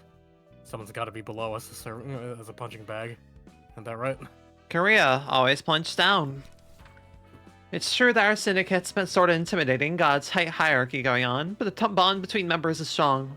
We're actually leagues nicer than those office fucks who exploit and abandon each other with every breath. Those crooked bastards will do anything for profit. I'm sometimes in awe of the shit they pull. I actually used to be a rat. Yeah, those filthy and wretched rats everyone looks down upon. It's amazing that I'm now standing shoulder to shoulder with the dogs, ain't it? I busted my ass crawling up the ladder. I did everything in my power. Got a small tattoo with the little cash I had, and rummaged through trash to find worn but still usable accessories. It was a damn tough climb, but now that I'm up here, I'm starting to feel like it might have been better off just to live as a rat. Here, a strict barking order is set up between members. It's nothing like the rats who move in close packs. Sometimes I do miss my old family. Wimp. We're officially at 30. We have read 30 of these. Alright, go ahead, game. Every useful workshop's technology is patented. The city strictly forbade making or selling products using technology patented by another workshop without purchasing the rights to it. If anyone infringes on this regulation and still uses technology they shouldn't have access to, they will receive a cease and desist letter up to 3 times. When you receive the warning, you must pay all profit you've earned through the infringement to A Corp as a fine. Why A Corp of all places? Because that's a corporate in charge of managing and granting all patents. It's the head we're talking about. In any case, if you can't pay the penalty by the 3rd warning, the claw will tear you down. Tell you the truth, yes, I'm the daughter of a small workshop owner. My father dreamed to make his little brand famous one day. It was... sorry, I don't feel like saying it out loud. It's long gone, so you'll get nothing even if you look for it. That's right. As I explained moments ago, if you can't spit out the money you illegitimately earned for manufacturing or selling products using stolen technology, punishment awaits. Wait, please listen to my story to the end. My father was a victim of fraud. His friend gave me a technology and asked him to make weapons for his office out of it, so he made them as per his request. He didn't even realize that the technology was stolen from someone else. He'd already sent the weapons to the office, and that's when he was waiting for his friend to test them out and transfer the payment. A cease and desist was sent. You can guess the rest of this story.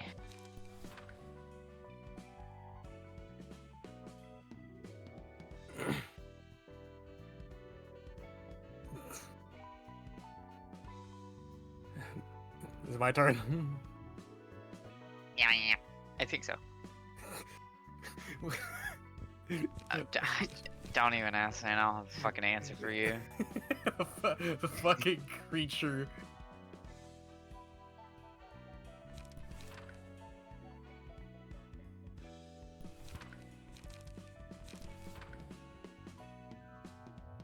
I was completely muted that entire time. Yes, go ahead. Sorry.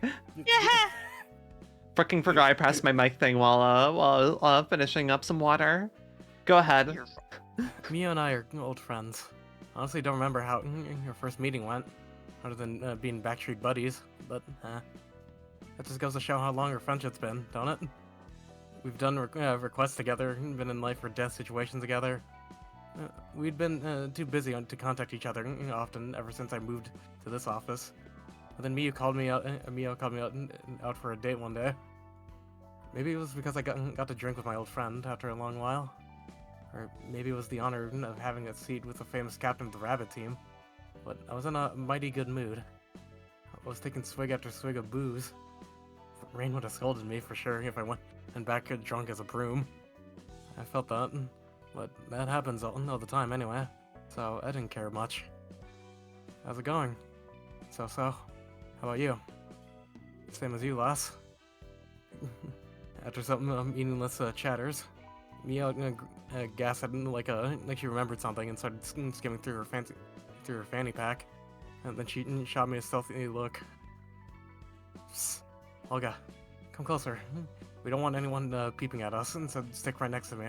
Stay quiet. You're the nosiest one here, and you already stick out like a sore thumb, so just say it already. You're not a woman of style, are you?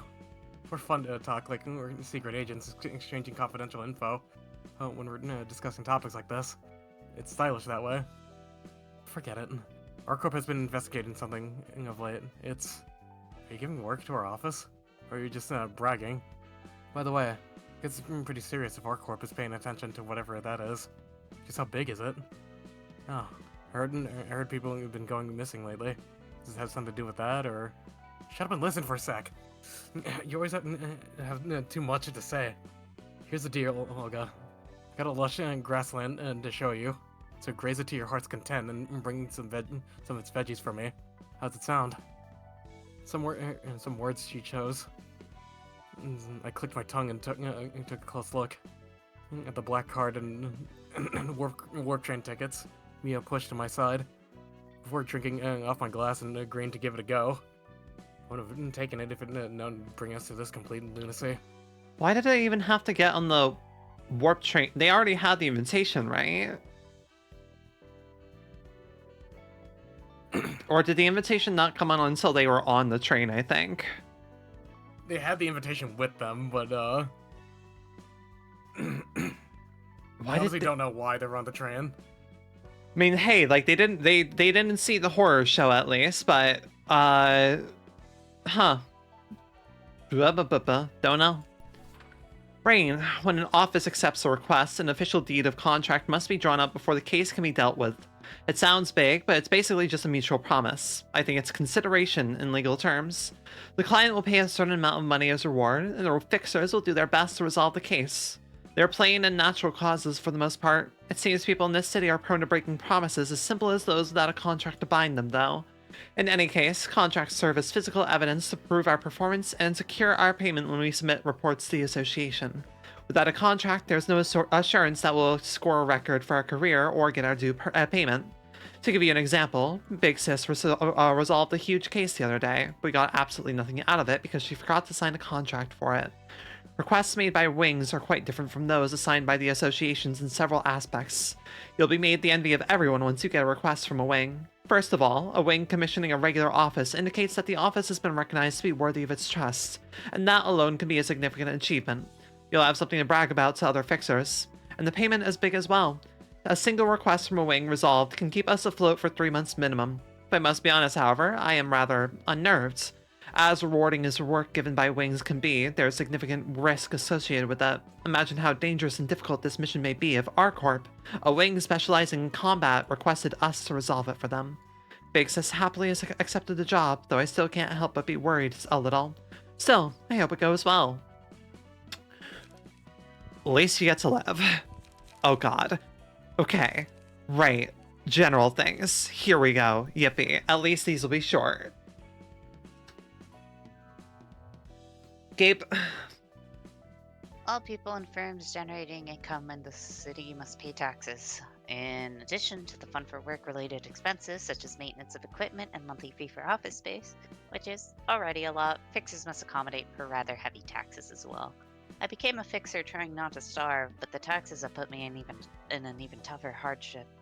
Ordinary people have a hard time bearing this pressure, but what can I do? In the city, orders are to be followed.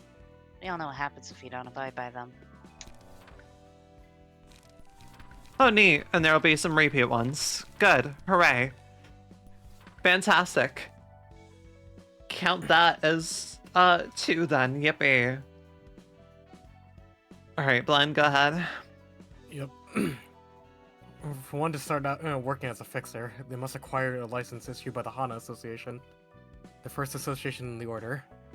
And the set of skills required to get a fixer's license is quite different from those needed to pass wing entrance exams. One is about physical fitness, while the other is more about mental prowess, so to speak. There are exceptions, of course, but this is the general case. It's after acquiring the license, the fixer must join an office. After all, it's not impossible for a no-name fixer to take jobs of their own. Choosing the right office is also important, but you can worry about that later. Only the skilled ones can afford to make choices, and like decline offers from offices or ask to be transferred to another.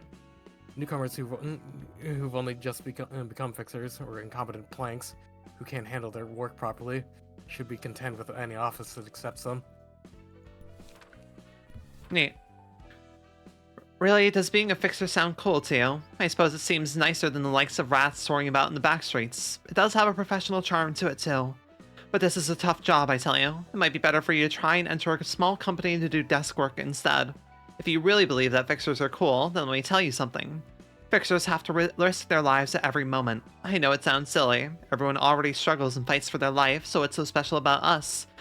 But at least you won't have to hear the sound of your friend's death while you're having lunch. You pack your favorite food, savor its taste, and when you're about to swallow it, know how it feels to choke on it. Your friend's head suddenly rolls over to your feet. Things just happen like that. Syndicate grunts rush into your office all of a sudden, heads are blown off, and a gruesome fight breaks out. It's a so-called office raid. Are you still not convinced? Syndicate or fixer, once you set foot in this business, all the things will bind you like shackles, slowly dragging you to the bottom. The sheer weight is going to tire you, and you'd no longer be willing to go back up. Go back and think again carefully. It's not too late for you to make the right choice. Oh, hell yeah. Thank God some of these are repeats. Thank you so much, Project Moon, for making my life easier. Oh, we have a page 3 for this one at least. Yippee. Alright, Gabe, take it away. Wait. What? Who said a fixer's free, man? Must have been some no-good show-off who told you that. Kid, it's just a dream and nothing more. Fixers are managed by offices. Most of our jobs come from the requests of the offices get, so we're virtually out of work without them. And offices are managed by the 12 associations. And on top of those 12 is the Hana Association. All our lives are subordinate to layer upon layer of hierarchy. I'd love to hear where that supposed freedom is according to them, but I don't see it. There's one way to achieve that pipe dream. The fixer's freedom is only truly complete when they are given a color from the Hana Association. Don't go around proclaiming that you'll become one of the colors, though. You think it's that easy to break free from these massive fetters? Gavra did it pretty easily. No, Gavra's she built didn't. it. Gavra was. She did not do that easy. Yeah, Are you no. crazy? No, she did not do that easy. She was built different. Oh my god, the shit she went through. She did go through a lot of shit.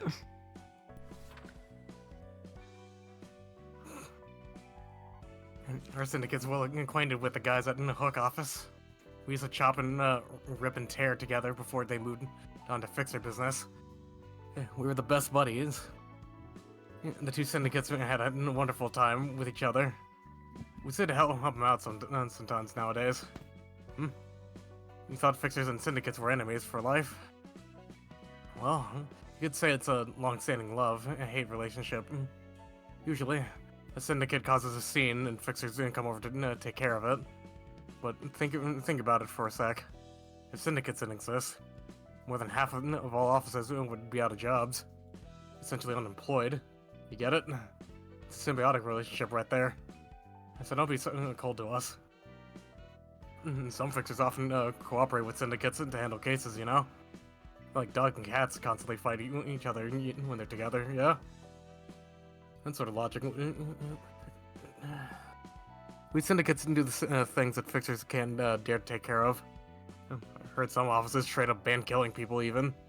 Something about life being precious and whatevs. Bullcrap. Anyways, that's how syndicates and then fixers complement each other. There's some crooks you'd want dead for sure. Before they could complicate things, you say? Man, talking about it makes me miss my old friends. Don't get to meet those pals often these days. Also, storm a hook office this time around and see some familiar faces.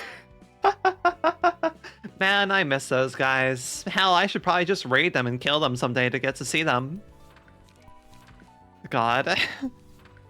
If you think syndicates are nothing more than the gangs of ugly and bad guys, let me tell you there's an outdated bias. Of course, we're freer than fixers who have to follow orders and requests from associations. A lot of us kill people and do some wicked shit for the sake of cash, I'll give you that. But others aren't too different from your average fixers, I'm telling you. They get requests and solve problems. Though our group's moral compass is tilted a bit to the dark side, so I can't give you a good example myself. Right, some syndicates actually do heroic stuff. Syndicates hunting syndicates. I asked them, hell man, why aren't you guys just becoming fixers instead? And they said they don't really feel like it, since they don't really want to get entangled in formal stuff, and there's just too much to prepare to get a license and everything. Well, who's to say syndicates can't be the good guys, right? We're living as we like in the back streets. Oh yeah, we can be good guys. Oh, you want an example of a time we've been good guys? I No. personally, I don't have a good example, right? I don't have a good example, but we can be the good guys. All right, we made it through 3. All right then, we've done 40. Hooray! Okay.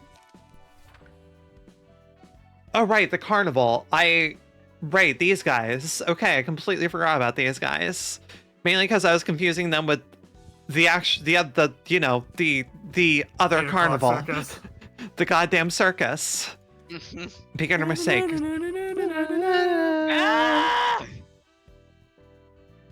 My turn, right? Yeah. Fucking circle. Cycle never ends. I'm in torture. There are many important things to consider as a fixer, and attire is one of them. Fixer's attire is the most effective way to signify the image of an office. It's important for an office to show that it has formality and class. Most offices have a set dress code for that reason. As much as it's necessary to choose the right attire according to the code, the most important factor is the fabric that the clothing is made out of. Quality fabric can offer better protection, lighten the wearer's weight for quicker movement, or allow the wearer to carry heavy weapons as large as their body. Those who create and provide such fabric are called tailors. We are tailors who consume people and make silk out of them.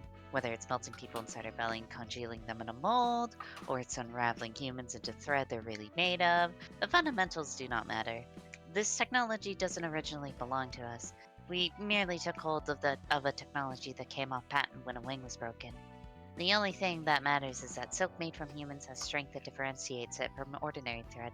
Only those who crave it visit us. Cloth weave from human silk possesses various powers depending on the human strengths. Some humans may have a strong body, another may be fragile but wise, and another may flaunt incredible speed. Since the silk reflects the characteristics of the human it was made from, there are many forms and powers of cloth, as there are humans in this world. Therefore, there is more to being a tailor than just simply weaving silk carefully. Picking the right people to meet the demands of the client is the most important. Hastily making silk out of a human that looks courageous on the outside might end up yielding useless cloth that does nothing but bolster courage. So one must be careful with picking the right material. This shit's long. Hang on, I need water. I'm sorry. We're starting to get into it, I guess. Not every piece of fabric is accessible, however. It takes more than cash to purchase high-class fabric. One must earn the favor of tailors first and foremost. Many tailors will only give their best fabric once the trust between them and their clients has been established after complex turns of events. Because of that, tailors who make high-quality fabric usually belong to an organization and create cloth exclusively for them. But we were different. Until the Index gave us a prescript, we did our work without taking orders from anyone, unchanged to any syndicate or other organization. We were free, as some may call it, L8372-number 928. Eat 15 sweepers and extract silk from them to make fabric. I forgot about the people that make silk from humans. Also implying that when the wing that had this patent existed was definitely doing the same exact thing. All right, my first gunners, yippee, leeway. Blen? Yeah, Blen. I'm back. Oh boy. Hi, welcome in. We are reading everything. We are in the goddamn gauntlet. Oh my gosh, we're almost at 2 hours, which means I can go prepare my tea on the ad break. Yippee. Alright, we've honestly made pretty good progress so far for about an hour and a half's work, let's be real. We're about to enter Urban Nightmare. Yeah, I think we probably... How many others do we have? I think we probably get into Urban Nightmare by the 3-hour mark, which... Yeah, no, doing this in 2 streams seems a lot more achievable now that we've gone through it. I say that. Of course, all of this shit exists. All of this exists, and all of this exists. Yeah, -1, yeah. Alright, back to the plague. When you're ready. We'll probably be taking a break once we're done with these 3. Alright. Yeah. I call it the dream and lifetime goal of all fixers who can wish for freedom. Those who have been assigned a color are called the colors. Yeah. A color is the pride of the fixer. Someone who fixes something is called a fixer.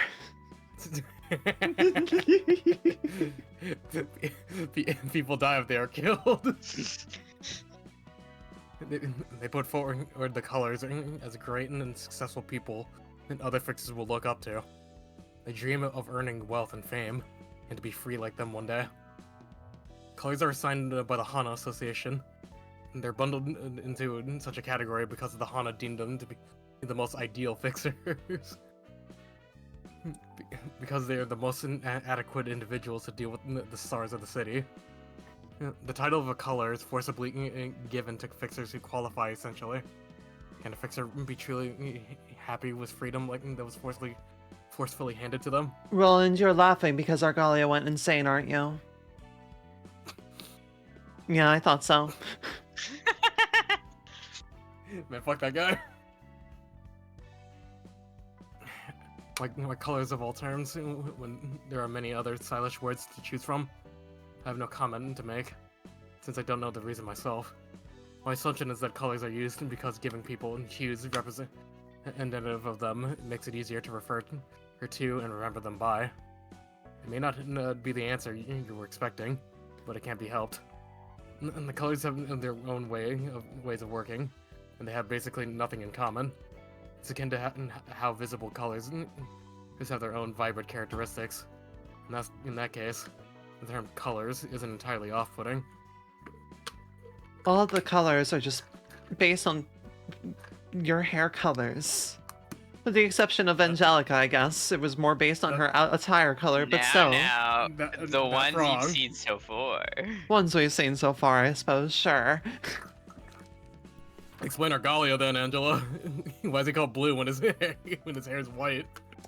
I gotta be real, I forgot. I may have just replaced his hair with blue in my head. blue haired Argalia. Damn, you got blue hair and pronouns? Yeah. I mean, that could be literally said to Angela, let's be real. I mean, I got the meme of that. It's like, of course you have blue hair and pronouns. Few fixers use guns for self-defense. Bullets cost an arm and a leg, and foes who are relatively powerful tend to dodge shots like it's nothing. I can barely graze them. There's not a lot of ways to react to enemies closing in either. You'd have to be quick on the draw and shoot them in the weak spots. If you aren't, the other options are running away or grabbing some prop to guard yourself. Like hell, that'll save you. It takes several augmentation procedures to be able to carry something as heavy as a firearm and run fast enough. If you're a sniper, you'll be busy packing up your weapon mount and everything, have to make unnecessarily big movements. And what if the precious gun gets damaged if you try blocking your foe's attack with it? Oh, I was talking about the kind of guns me and Tamaki use, not firearms in general. You see what Liyue is carrying? I heard there are lighter rifles, and some that come with bayonets for close quarters combat. But mind you, those guns have their fair share of downsides, so don't be too quick to buy them. You might as well save the money and get a quality workshop weapon or an augmentation surgery instead. Hell, you could probably buy bullets for probably buy a fine weapon with the money it takes to buy bullets for target practice. You weren't planning on using guns in actual fights without even practicing, were you? I mean, go ahead if you really want dislocated shoulders and severed fingers. Despite all this, there are still workshops that manufacture guns and people like us who use them. Guns are just that comfortable to use. Those heavy taxes won't be a problem as long as you use your gun for its intended purpose. How many defenseless thugs standing in the middle of the street can notice a bullet flying toward them? Of course, it'd be even better to get specially made workshop devices that use a special technology to muffle the sound of gunfire, but don't expect too much. There's currently no technology in our world that can completely cancel out noise, and it won't exist in the foreseeable future. You don't need that to make guns work, though. All it takes is an advantageous situation. Black silence spikes otherwise, I guess. Alright, go ahead, Gabe. Sorry, I read a really long one. Now I have to read another long one. I'm sorry. The torment never ends. There are many workshops that can craft guns. Setting aside the low demand, the difficulty of acquiring a firearms manufacturing license, and the head strict guidelines are the biggest limitations.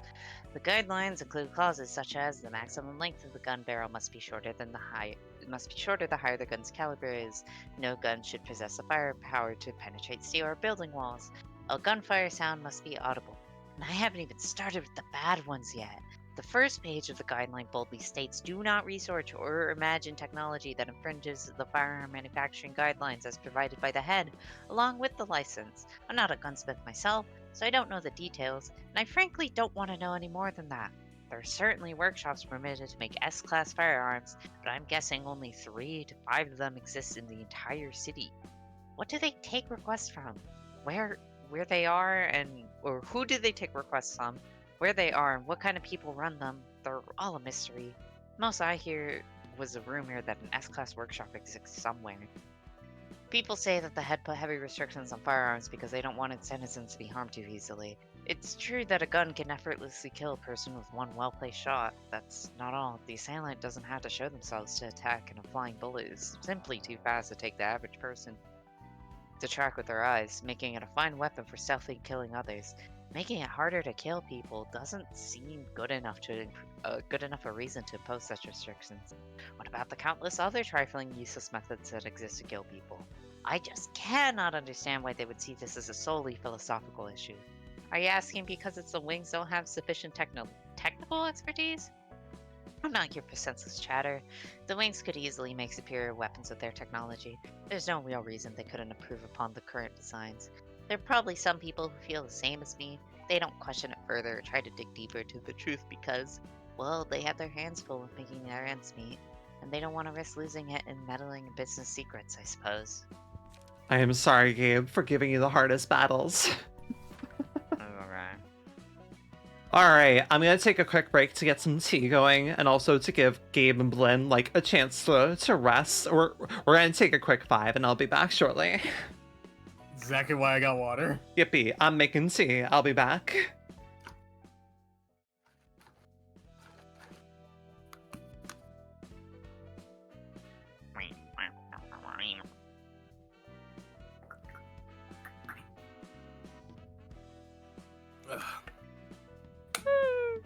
I'm surprised at how we're just punching through so far. We're getting through it pretty good. With the rate we're going, the next stream should be Star, Imperitus, and the bad endings. Yeah. God. getting through it. Woo! Yippee! Yippee! I wish I still had that on my soundboard. Actually, no, I do. It's just I don't have it on a button right now. Instead, I got other things. Do you?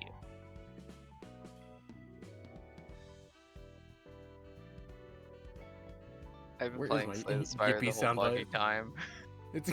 I'm not gonna lie to you. Are you doing another like Sephiroth run? Yeah. Who you playing as? Geb? Is this Hogma World this time? Old man Yowie himself. Mr. Old Man Yowie himself. It's quite brutal out here.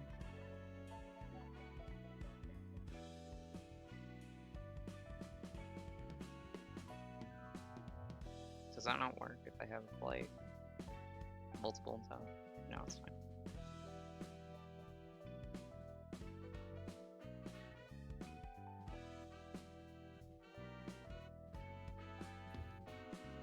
Don't need this. Just gives me energy.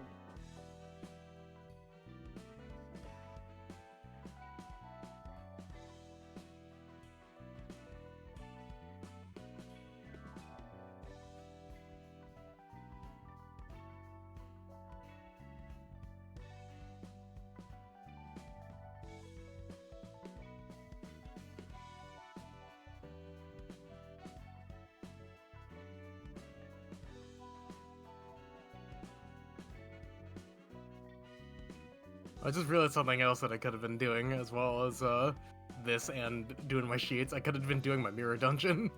You could have been doing your mirror dungeon. Honglu dies in like 2 hours.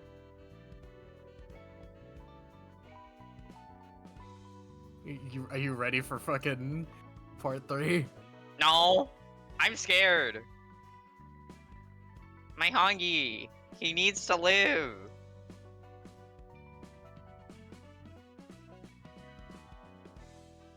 Okay, it's that easy. I didn't even fucking check and saw what that does. Okay, it's fine.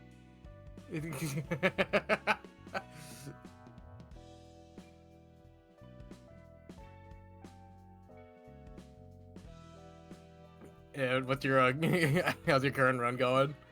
It's going pretty fucking good, I'm not gonna lie. Found a good Although page I yet? say that and I'm gonna struggle, but...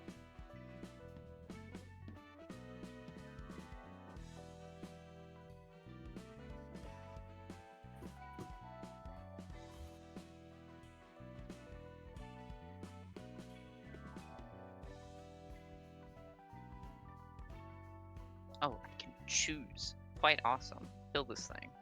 Oh, yes, that's really good. Life is beautiful.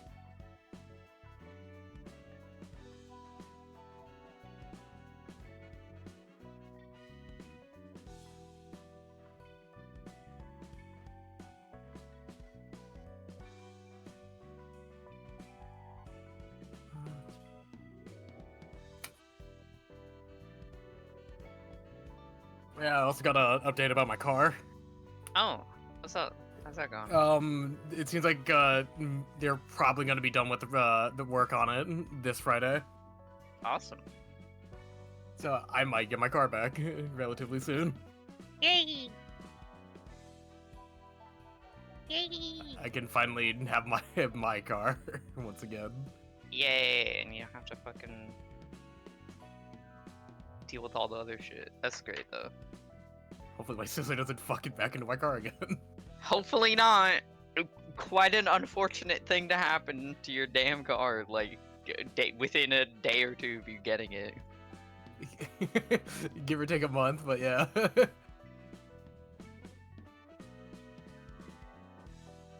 Uh, Oh yeah, I should share this fucking baller ass art I found today while I was browsing Twitter. It's Roland. I was like, rolling. I'll Just drop put it in Team Reverb. Oh, yeah, It's- Yeah, my boy. There he is! My man. Oh man, that fucking rules.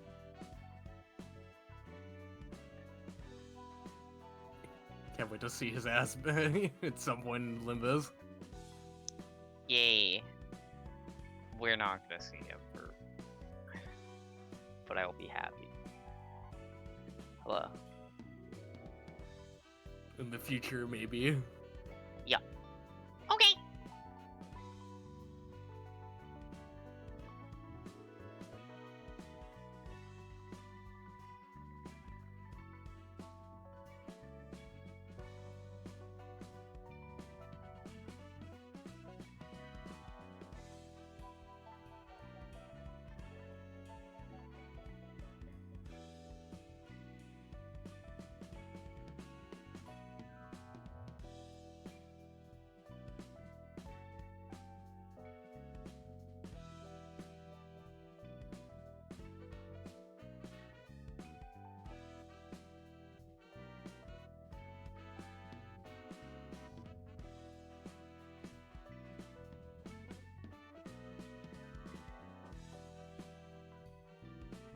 How much charge do I?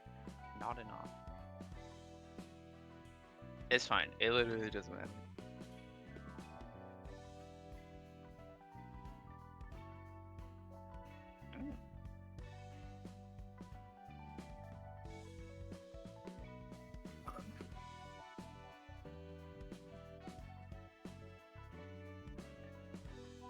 Hello. Hello, hello.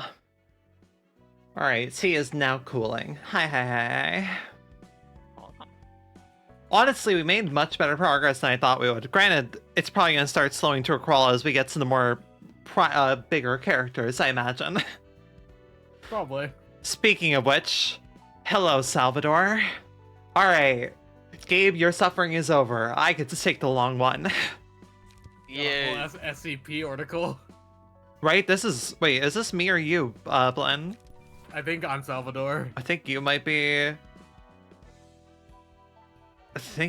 Salvador.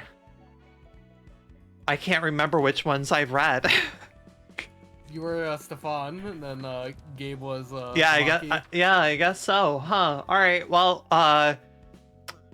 go ahead. Fucking, this is a SCP article. Hold on. This is kind of an SCP article. Yeah. Case name: 1,000 Needles. Serial code: TN and 00113. Grade: Urban Legend. Date occurrence. Description: this document is a compilation of relevant information on the case of the 1,000 Needles, which occurred in the back streets of District 22. While a clear conclusion on this case is yet to be made, it is speculated to be the case of a distortion based on the apparent inability to confirm the cause or analyze the composition. Case report: Entity A01. The first apparent source of the incident was wandering in the back streets of District 22 before swelling up and exploding.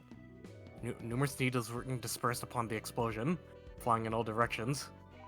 The needles, which stuck onto buildings, onto building walls, caused the site of impact to melt and crack. When a human was struck with one of the needles, they were transformed into A-02. Going through the same bizarre processes of detonation A-01 did. The orange symbol on the nape of A-01's neck was also found on the needles discharged from its body. When I arrived at the scene, after taking the request, the bits of flesh scattered around the streets began to merge into one giant body, using a brainstem focused resonator, becoming a 3-meter tall mass that were referred to as an A-03. And A-03 began throwing large needles, the length of which varied from 1 to 3 meters. And unlike the small needles fired from the explosions of A-01 or A-02, that couldn't only leave small dents or building structures, the giant needles flung by A-03 caused buildings to helplessly melt. And in addition, local residents who stared into the entity's eyes or holes in its body soon produced a boiling sound before turning into A-02, so I had to forbid people from observing it closely. A-01 visited in OO office to give a request for 4 days prior to the incident. Referred to into the transcript of testimony from a fixer of an OO office. Judging by what they said, such as made a deal with the devil and terrible things will happen if I break the contract, it is speculated that yesterday's promise was behind the incident.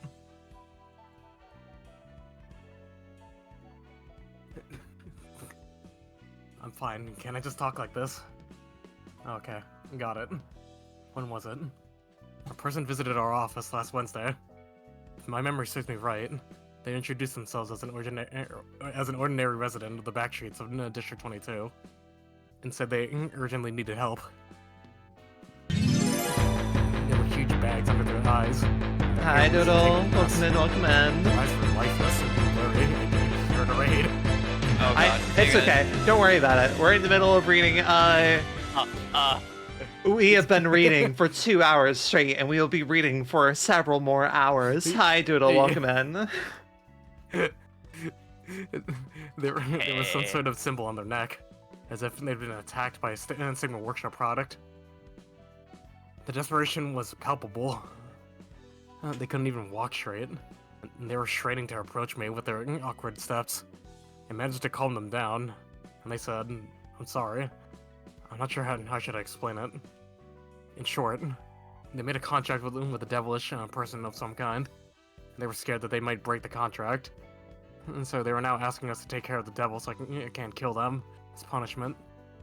I still don't get what was that about, even though I'm talking about it, and to be frank, I just couldn't understand what they were saying. Not just because their level of knowledge and manner of speech was lamentably inferior. No. All they uttered was a series of simple words, but the blended images delivered in those hysteric words. They let out like they were possessed by something. I can't dare to describe them. They kept saying confusing things like, "We'll skewer people's heads and make a necklace out of them to offer to it." And they kept getting closer. They're multiplying in numbers. They're approaching from inside me, all with a mysteriously bright glint in their eyes. Oh, office records and consoling with our clients by principle. You'll see how confusing the whole situation was if you give this file a listen. Don't worry, we record them with the client's consent and everything, so there's nothing illegal about this. But what can I do, really? The whole deal with the devil thing just sounds too unrealistic. I honestly thought they were lying, so I made up an excuse to turn them away. And then they turned into a fucking huge-ass distortion. I love the description of this thing where it genuinely sounds like something I could have encountered in a lobotomy corporation. Like, that very much sounds like something about which I would just encounter in a lobotomy corporation, and I kind of love how they made it work in, like, writing and everything. But hi, welcome in, Raiders. We're currently reading all of the books in Library of Ruina that I neglected to read until now, which, if you see the number in the top left of my screen, is where we're at currently. There's a lot of lore in all these, and there is a decent amount of set dressing that's kind of important going forward, so we're doing this. I love it. I love them being like, this sounds whack. I'm just gonna turn it away. What do you mean that it was legit? And okay, cool, amazing. I do love that things are like very much talked about much sooner in advance if you read the lore. I maybe should have been reading the lore. It would have helped a little bit. How was I supposed to know? I looked at it and like, oh, this is probably fine. Look, you didn't. To be fair, I didn't read this shit. Because like yesterday's promise was not mentioned. I mean, yesterday's promise doesn't show up until Urban Nightmare with the crying children, right? Because they no, actually. Wait, no. Makes an appearance. It makes an appearance for the puppets, right? Earlier than that, actually, he showed up in Full Stop office. Did he? In Yeah. like the background at some point or something? No, it was after they went and signed the invitation to the library. Oh, he appeared next to Argalia, right? Yeah. I gotcha. Where I called him Sans Undertale. Understood. It's been so long. Right. I also remember, like, there was some story cutscenes of, like, Yuna and them, like, dealing with this, yeah. Yuna, audio transcript of testimony from District 22, Resident 1. Admitted, I think it was last Monday. Barry said something strange to me. They told me they made a contract with someone and they're scared that they might break it. They said they don't know what horrifying penalty they'll have to face upon breaking the contract.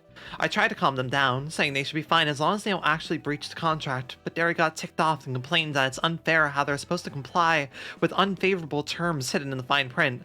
Then they broke into tears, saying they're doomed anyway. They apparently agreed to do 3 tasks in exchange for gaining power. Do I have to recall that messed up memory? Alright, if it's necessary to prevent another incident from happening, I guess there's no choice. You can record it, sure.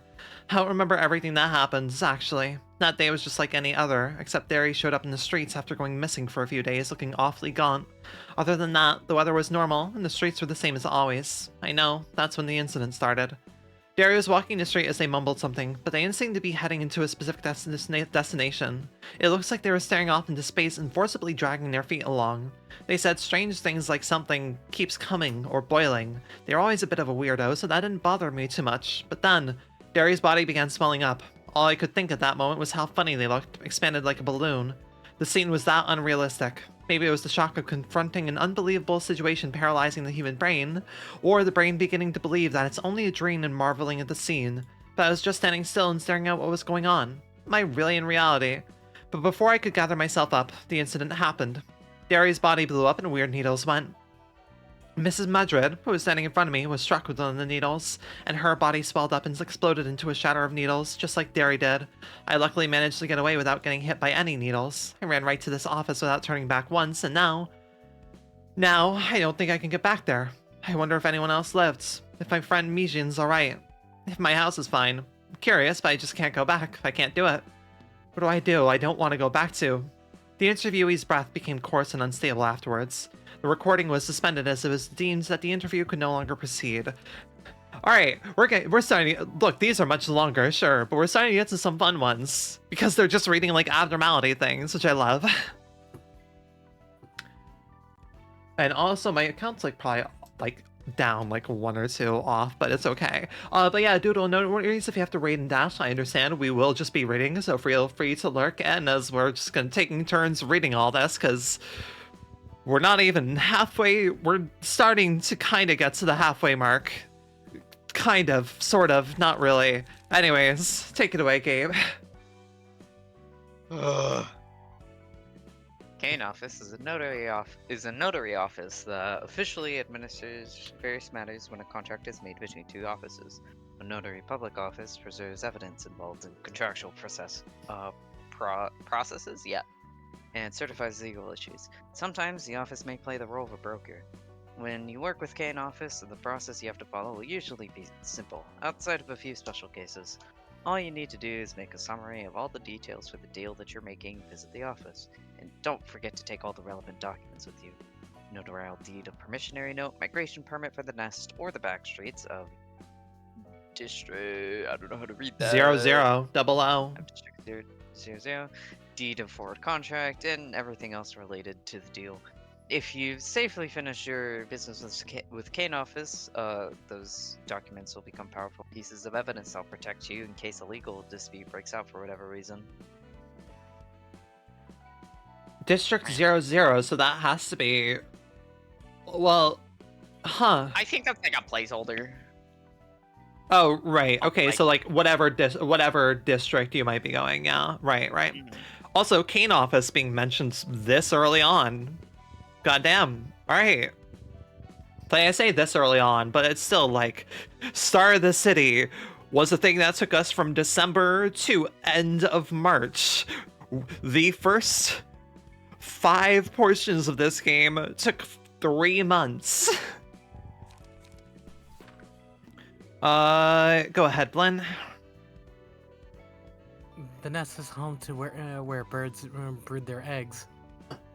They use their wings to devotedly protect their eggs from outside threats. Such as the role of the nest and the wings that constitute the city. Do the eggs represent people inhabiting the nest then? Not a chance. And these eggs are the treasures that Wings possesses. Singularities, technologies that make money, featured in countless patents. And its residents are nothing more than feathers of the wings that serve to protect the eggs. A wing will end up falling when it loses too many of its feathers. Hold on, my fucking cat is. Ollie, I'm gonna get be down. right back. Okay.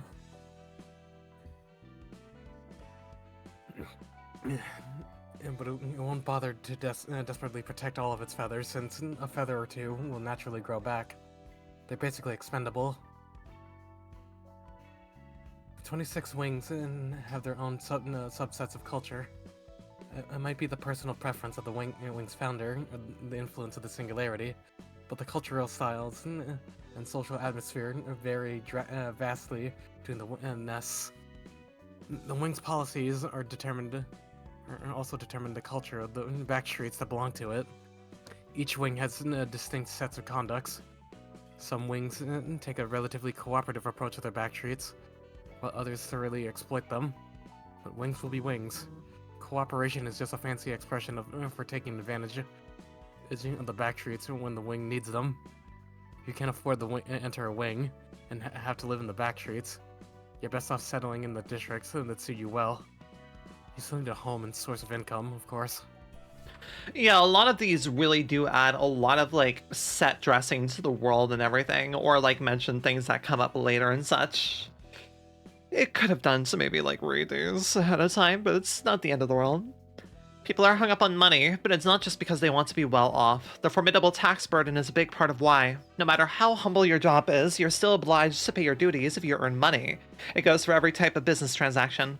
Even syndicates are no exception. Anyone living in the city has to pay taxes. If you don't meet the deadline, you'll get a warning. For the first 3 offenses, you'll get a notice of warning and then no other penalty. But if you don't pay your taxes for the 4th time, then you're dead meat. They'll come for you. The Eye will seek out tax evaders by any means, and the person it sends will rip those poor cheats to shreds. I'm a good citizen. I evade my taxes like any good person should. Not if the claw exists. What the fuck is the claw? Don't worry about it.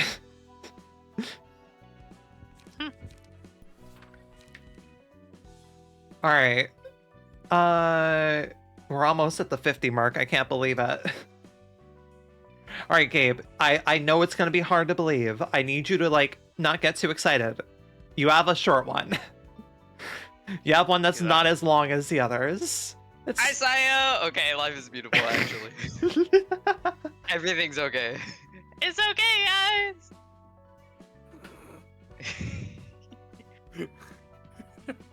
The hand of the backstreets is possibly the biggest reason no one dares to take care of the lawless land that is the backstreets. No associations or wings can touch it, and not even the head itself can easily interfere. The 5 syndicates at the apex of the backstreets are called the Thumb, the Index, the Middle, the Ring, and the Pinky, namely. They parcel out districts of the backstreets and comprehensively manage their territories, and periodically hold meetings to efficiently control the backstreets. They call this Sorry. They call this conference the Finger Bell. Uncertain as to whether this name is meant to suggest that they actually make pinky swears not to invade each other's territories, or if they call it as such because the fingers gather in one place. The mind of the higher-ups is a mystery, truly. Going back to the topic, when the Finger Bells nears, all members of the 5 Fingers will try to avoid conflict and refrain from causing big problems. It's thanks to the leaders of each syndicate who caution their subordinates that fights between smaller syndicates could grow into massive conflict between the big ones, perhaps. If subsidiary syndicates ran into troubles, the seniors at the Finger Bell would be faced with quite the embarrassment, now wouldn't they? Definitely getting lengthier though here. Still, we're doing it. We're cruising along. Go ahead, Blen.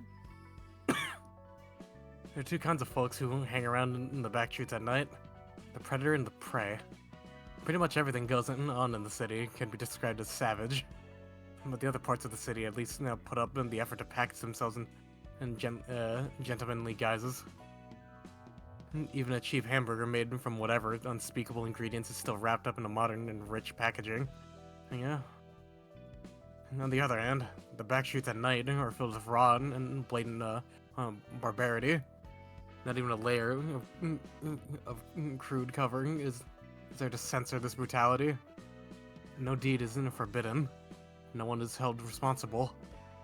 Imagining the most appalling, vulgar, and filthy deed you can think of. I wouldn't dare say beyond your imagination, since I have no idea how insane you might be. But I can guarantee that whatever you're thinking casually happens somewhere in the dark alleys of the back streets at night.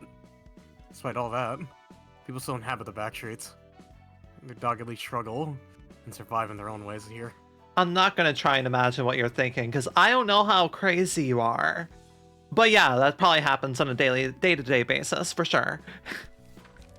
A fallen nest no longer has an owner to protect its inhabitants. What happens to them then? In the wreckage of the nest that's gradually turned into an environment similar to the backstreets, all they can do is accept horrible deaths as backstreet residents do, or hire a fixer, or pay protection fees to one of the powerful syndicates that enter the nest and be under their care. Some move to a different wing, but this is an exceptionally rare case. The syndicate may charge ridiculously expensive fees, but they will keep you safe for sure once you pay them. If an even stronger syndicate comes in, drives off the others, and asks you to pay a protection fee, then there's no choice but to give your new protectors what they ask for. They'll protect you with their lives as long as you still have money to pay. The assets will become useless when you die anyhow, so you might as well spend it to extend your life for just a little longer. The former feathers don't have a choice in this matter. If they don't pay the fee, they'll die or get kicked out. It'd be a miracle to walk out unharmed. I imagine usually if a new wing takes up roost, they're taking over where the last wing was, right? Or do they just make a whole new district of the city? And like the previous district is basically just considered lost, and so like the next one takes the number or whatever. I have to imagine that they just take over the previous district, right? When a new wing enters the space. No? No words? One more time, sorry. So, okay. A wing falls. New wing takes its place. Is it just in the same location? It is just in the same location. It's in the same location, Okay. yeah. Understood. We have only one example of this, and Gabe knows what I'm talking about. Well, I mean, Mhm. because we know L Corp took over for the previous, we know multiple wings have been taken over, so, Well, there's one that we actually experience. well, I have to assume it's Limbus Company, because that begins with L, and I have to assume that's going to be a new, well, then again, it's company, not corporation. It's not a corporation. I don't know if that makes a fucking difference. We'll see. All right, Gabe. How is this side one longer than you got to voice the MILF at least? Saya win. I like her smile. Actually, no. Most of this is just because there's a decent amount of space. All right, this is not long. You hear that news? We're about to collide with the Kingfishers again. Kingfishers? Don't remember that name at all. Were they a real thing? You know, the syndicate that's been struggling with finance and feuds between members recently. They seem to be getting back on their feet after raiding the Constellars, but it looks like that didn't last long. They're irrelevant chumps, so I completely forgot about them. Not seem to be after him. Maybe they finally hit him. Weaklings will get handed. And now they've been trying to invade our territory, just desperate to loot anything. Doesn't matter. Their names wouldn't be so unmemorable if they were any strong. Taking them down shouldn't be a problem. And the fixers at the clam office were cooperating with them back from the back are gone too. Clam? What are they about? And we have officially, probably, as long as my math's not wrong, done 50. Okay, we are, hopefully, if my numbers are right and not Blynn's, 1/3 of the way through. Hopefully. We'll see. Alright, Blynn. Yep. Hee-haw, doodle-doo, Wolf, and me. The four of us were moved into the core by the pianist's performance. To recreate the performance, it's half as splendid as what we heard that day. We formed the musicians of Bremen to study the music. We tried flicking strings here and there, playing music while sitting, and on our backs, and even while handstanding. We still couldn't come close to the pianist's level, but we managed to make our own brand of music, something that only the musicians of Bremen could play. Our performance was actually pretty fantastic, you know? Sadly, our time didn't last long. One day, a mysterious person approached us and asked us to join his ensemble and perform with him. Wolf, Doodle Doo, and Hee Haw took the offer and left with the guy. I had to stay because of the new members that joined our band, though. Yep, Moo Moo and Oink. It's kind of uncomfortable to just leave them behind, you know? We just can't leave them mess around and taint our name either. I've been practicing with them to create a performance that could get a standing ovation once my old bandmates come back. But at their current levels of skill, the three would just kind of cluck at these newbies' performance and go back to whatever they were doing. Interesting. I see. They say the back streets are a nigh inhabitable hellscape, but the people here live on somehow. There's lots of people who live in fear every moment, but the others live a pretty normal life. Some think the back streets are totally shady and poorly aged slums, but we do have all the amenities we need here.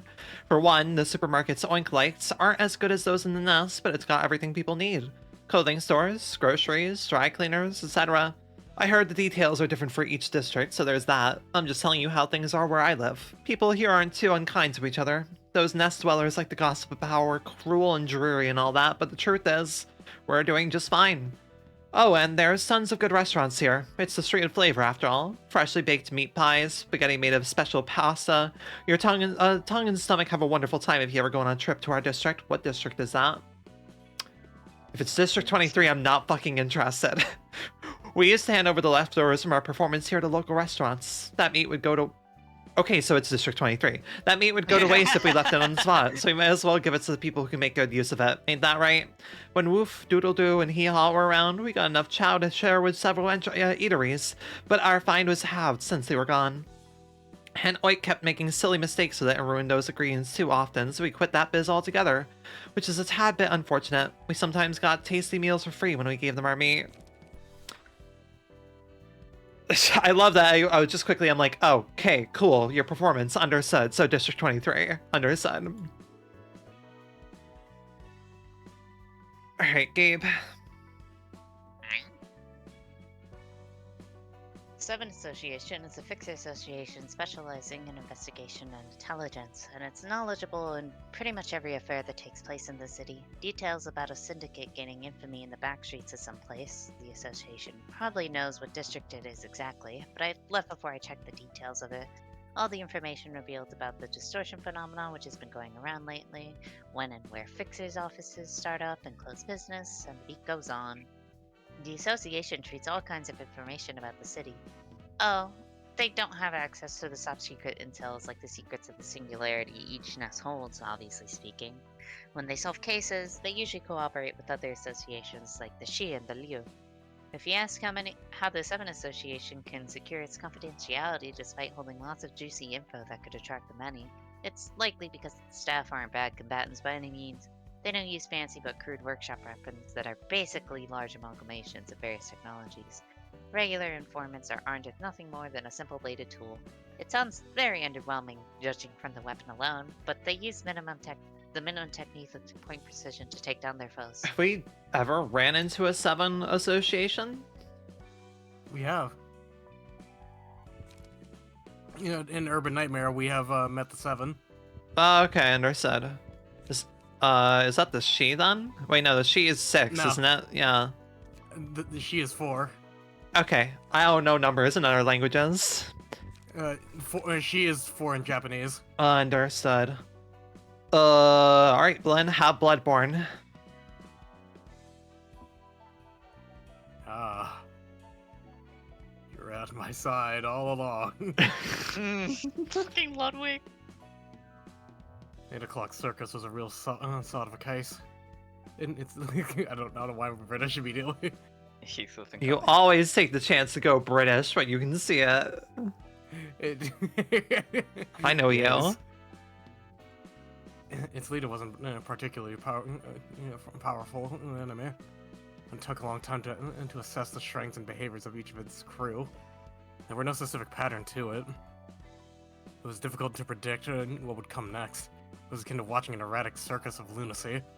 Their lair was mysterious and terrifyingly bleak, and the crew took hideous forms as well, looking too grotesque to possibly be considered normal living beings. They were as strong as they looked.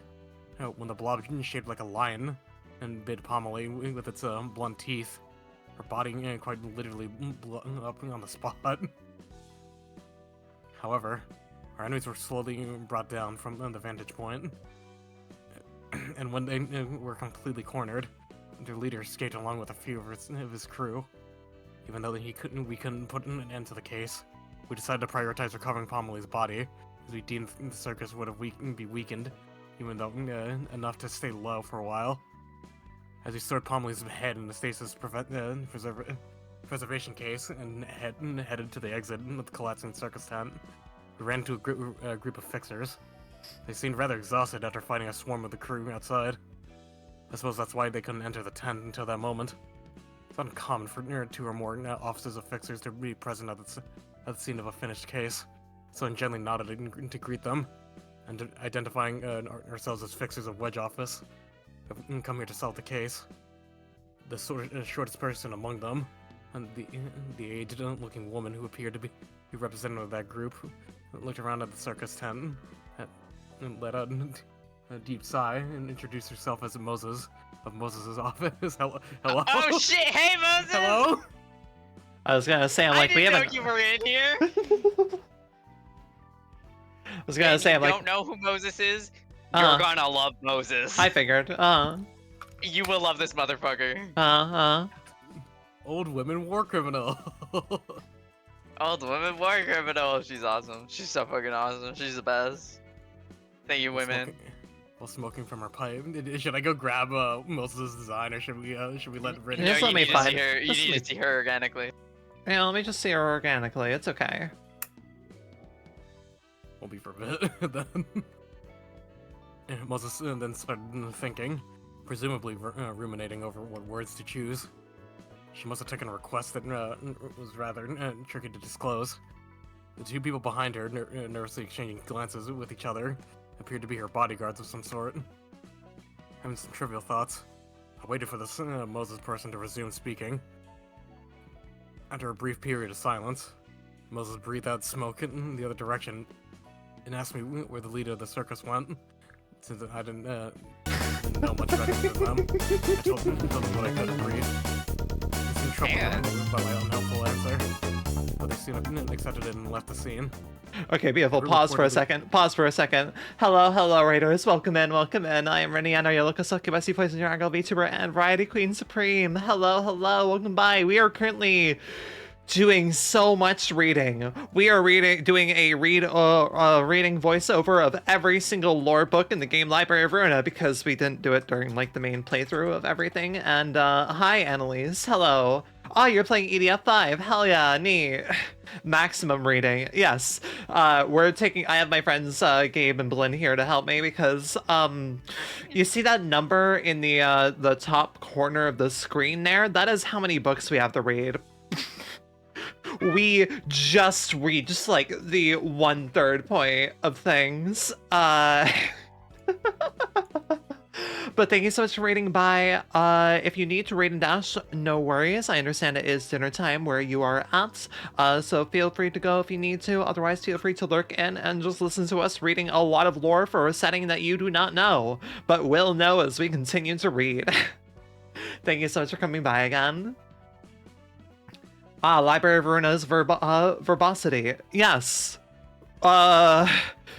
We have so I'm having to like go check really quick to make sure that we've like properly gotten everything. But yeah, we have so much to read. Thank you for the lurk. I do know the setting, but I gotta rest. Hell yeah. Oh my god, we have so much to read, but we're working through it.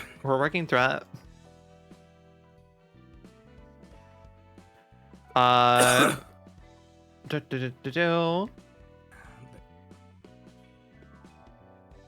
right, Blinn, you can go ahead and read. All right. That group reportedly appears every time a case of the distortion is solved. They're allegedly working as the distortion detective, but recent witnesses of their appearance were always followed with a distortion case in the same location.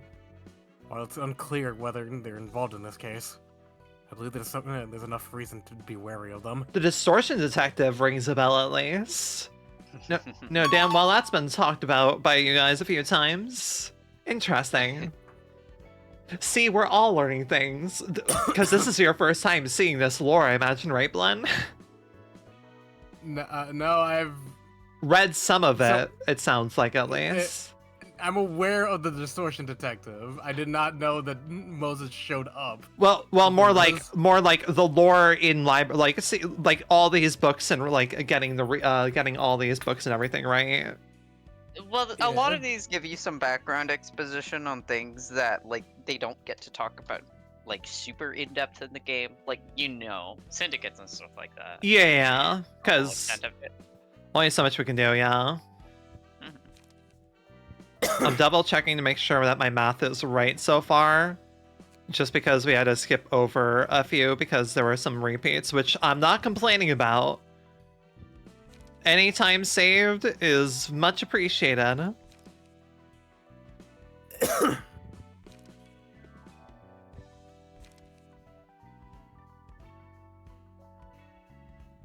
Alright, +3, +2, +3, +4, +3. And cool. So, yeah, I was off a little bit. We are actually at,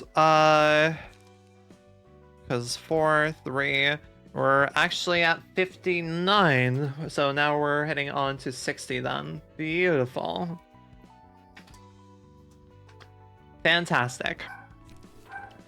Life insurance for fixers is often a sham. A lot of them take your money never to give it back. Even if you terminate your insurance, they won't. It's not easy for your damage to be insured either. You have to be at death's door to qualify, pretty much.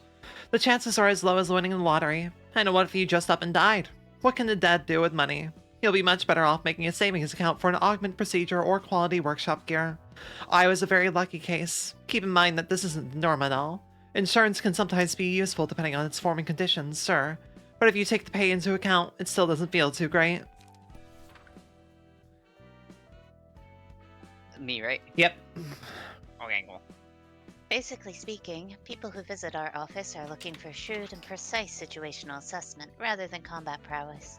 The ability to make quick calculations for various possible scenarios and neutralize or kill the enemy with least effort. We are hunters of the city. We wedge pierce the requests we get through with swiftness and precision. You really can't ignore the Bloodborne mood when they're like, yeah, we're hunters of the city. I'm like, okay, yeah, so real blood, Okay. yeah. It's Bloodborne. It's just Bloodborne. Of course, our office isn't perfect in every regard, so we're in partnership with a number of other offices. Fixer offices often request others for help when reinforcements or professional aid in specific areas is needed. In the case of our office, we were sister offices with Dawn Office, sharing more information than we did with most other partners. Oscar is good friends with Salvador, the man running that office, and they've known each other for quite some time. But there's more to the sisterhood than that. Wedge Office excels at analyzing the capabilities of foes, and Dawn Office specializes in combat, so it's only natural that we go well together. And now on to the last part of Urban Plague. Go ahead, Blen. Yep.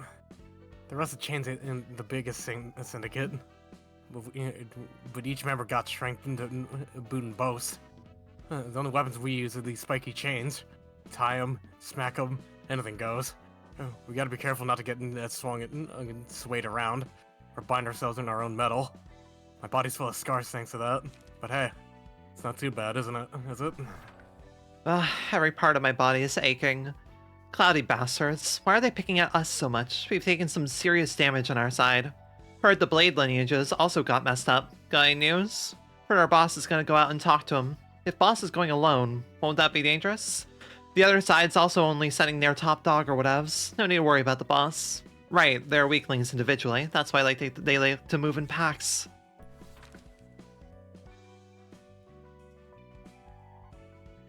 Go ahead, Gabe.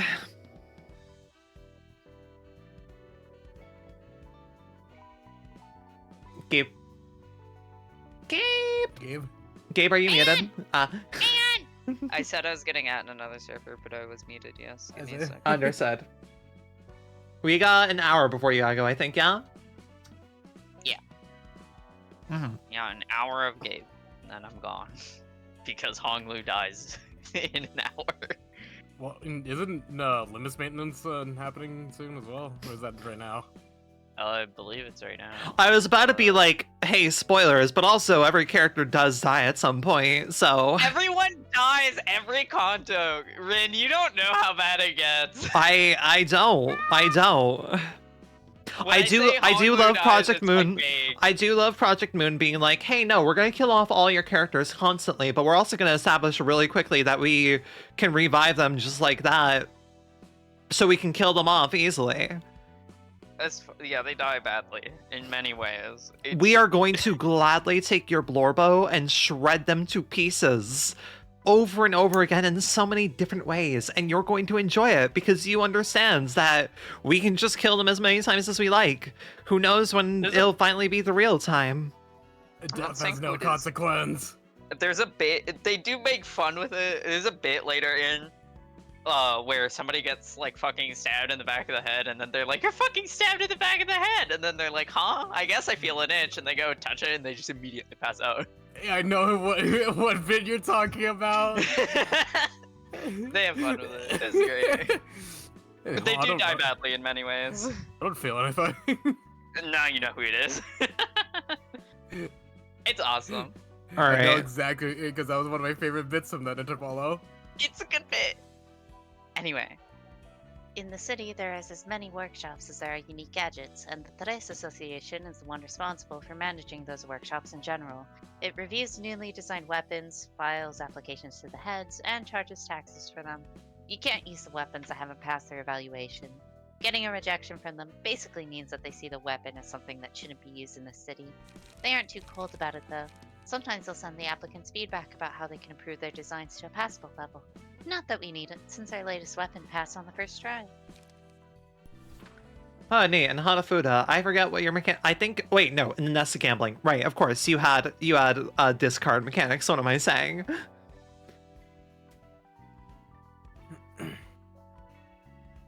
Flynn, this is you. Yeah, this is you. Yeah, that's me. In the Nest of Gambling, hundreds of games take place every day. The humans leaving as winter and winners or losers. Some admit their defeat, while others try and make a scene and escalate into violent mess. It's the job of offices like ours to monitor the gaming between individuals or organizations, verify the results, and prevent situations from turning violent. There are naturally a lot of offices that handle this kind of work, most of them being affiliated with the Alfie Association, ours included.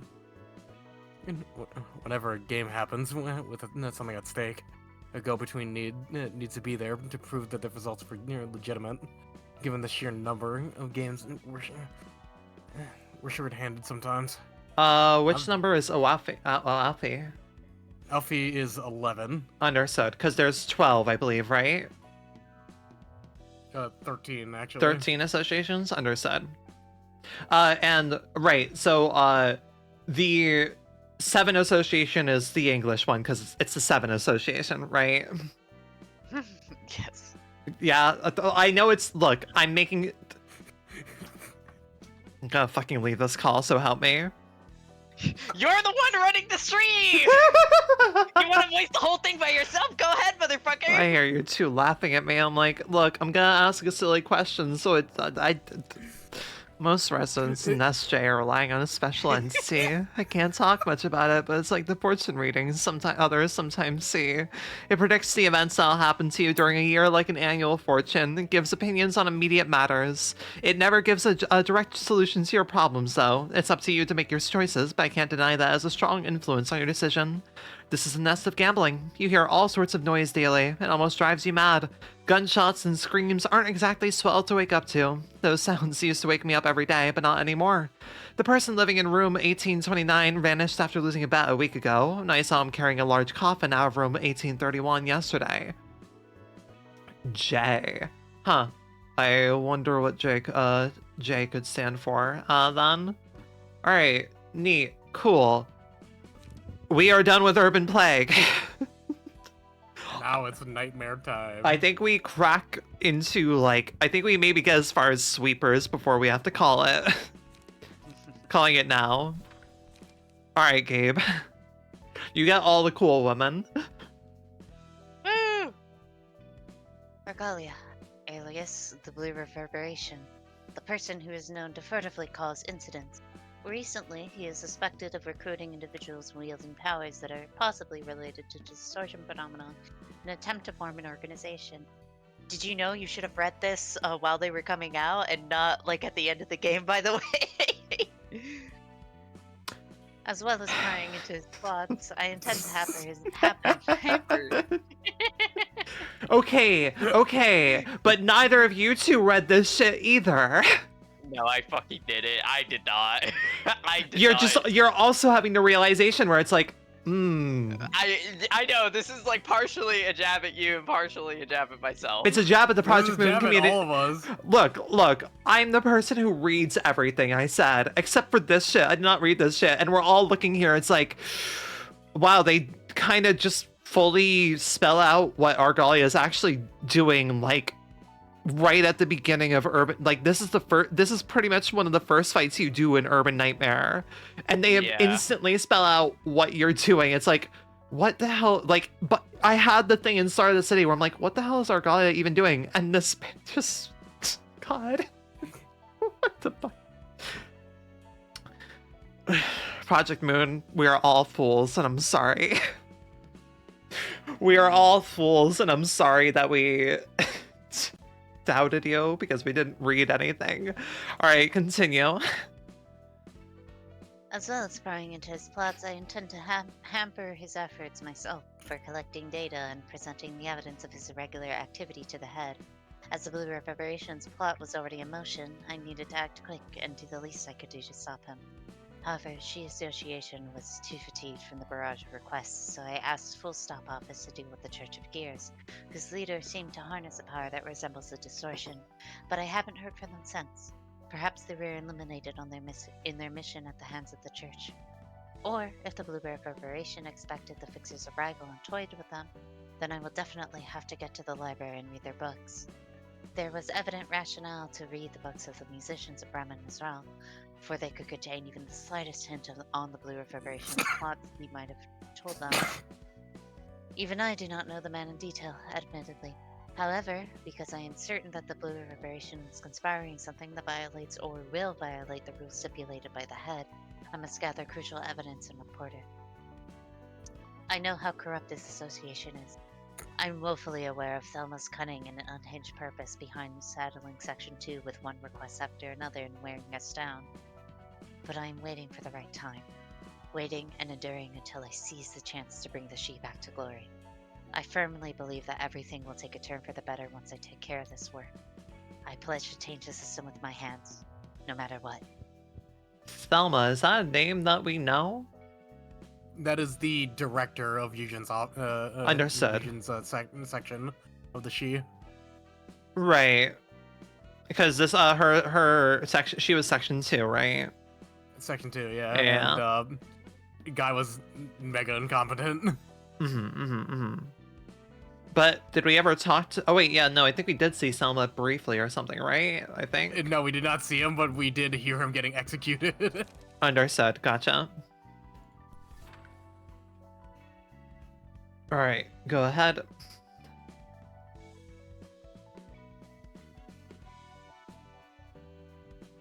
Glenn? That's alright. All good. Thelma, head of the Southern Branch, has been overworking Section 2 to a nonsensical degree lately. The requests he's been giving us are burdensome to take once per week. He's constantly cramming them down our throats, sapping the strength and will out of the section. and it's unclear if we successfully handle them in this mission to the library. It's painstakingly obvious that it'll give us the request to take care of immediately afterward, even if we could. Most of our surviving crew are losing what little motivation they had left. And as for why he insists on using Section 2 when other sections are available, so we're trying to get rid of Director Eugen. He's suspects that our director knows something about the Blue Reverberation. And it's unacceptable that someone could use a branch leader as an association to make a toy out of an entire association, color or not. And especially if the goal is to remove our Director Eugen. I'm not sure what plan Director Eugen has to overcome this, but I suppose that can wait until we're finished our mission. Oh, was Thelma being used by Argalia? Yeah. Understood. Was this something that was said in the main story and I forgot about it? It was kind of implied during the smiling faces. It's just like, hey, you lived your you've used I've made done with your usefulness. Lamau, I will kill you. Right. Oh, by the way, that was number 69 we just read. Nice. Yeah. I went back to check. I'm like, this Oscar was 59, 60, 61, 2, 3, 4, 5, 6. Oh, wait. Am I bad in my math? We were at 58 when we got to Oscar. Yeah, we were at 58 when we got to Oscar. I need to make sure my math's right here. We need to make sure that we're very honorific in who we give 69 to. Because, yeah, Oscar was 59, 60, 61, 2, 3, 4, 5, 6, 7, 8. Never mind. Tenma is 69. Congratulations, Tenma. You are 69. You are the 69th key page. From the receipt of the request to preparation for execution, every step of an assassination is carried out covertly. Discreet killing is the Shi Association's specialty. An all-out war in open fields where numerous people clash at once is not our preferred form of battle, though it's one of the areas where the Liu Association excels. We truly shine when we operate in small numbers. We pursue extreme efficiency in order to kill our target within the limited window of opportunity. Also required is the ability to make quick assessments of the situation in order to swiftly strike the target's vital point with minimal movement. The demand for assassination requests is pretty high these days as the most surefire way to eliminate people armed with high-quality workshop equipment, on top of body augments, is sneaking up on them for a fatal blow when they least suspect it. Still, the streets aren't being filled with corpses of assassinated targets because there are fixers whose job is to kill those who were hired for assassination. Fixers are continuing their fierce strife no matter the place. There are fixers whose job is to kill those who were hired for assassination. So killing other fixers? Yep. Understood. Alright, go ahead, Gabe. Being an organization that is familiar with dealing death, the Shi's code of honor is to treat every person equally, as the weight of death is equal for everyone. As long as the request fee is paid, we remove the target with no questions asked, regardless of who the client is, what kind of crime they may have committed, or any other details. The boss of a syndicate is known for murdering people in cold blood, a criminal wanted by a street somewhere, laundering an identity for a person of higher status who often bribes, even requests to kill one's own friends and family. We handle all requests without leaning to a side. Of course, we have a duty of confidentiality to uphold for our clients. We mustn't give in and maintain silence even in face of immediate threats of death. Such are the rules and mindsets that the Sea Association's members must abide by. However, the recent behavior of the Southern Branch goes against the core values of the Shi. On top of exerting power for his private interests, his selfish actions are causing severe damage to Section 2. All of us are eagerly waiting for Detector Eugen to overthrow this rotten system. I do love that they just really spell out the fact that, like, Eugen has a decent idea of what Argalia's plot is, not what his goals are, but at least what his plot is. And, like, the head could have known. Granted, like, we know damn well the head probably wouldn't have done anything even if they had, like, full explicit reports of what Argalia was planning to do, right? Because the head saw what he was doing and could have stepped in at any time. They were very much content to let things go. Probably because they knew that the library would be able to stop him. And we just put her into a book and didn't think about it. We did not worry about it. Alright, go ahead, Blinn. Surprised that these guys have intricate books, but okay. God, the puppets. And life in the nest isn't anything special, honestly. It's the same world, the whole world over. You get packed by your boss and go through mountains of workload. You find yourself working overtime pretty much every day. Payday isn't all that exciting either. When you realize that you barely get any money for yourself after paying the maintenance, credit cards, insurance, living expense, all that. And most of your income's gone in a flash. Then back to work. I have my ways of enjoying the little things in life, though.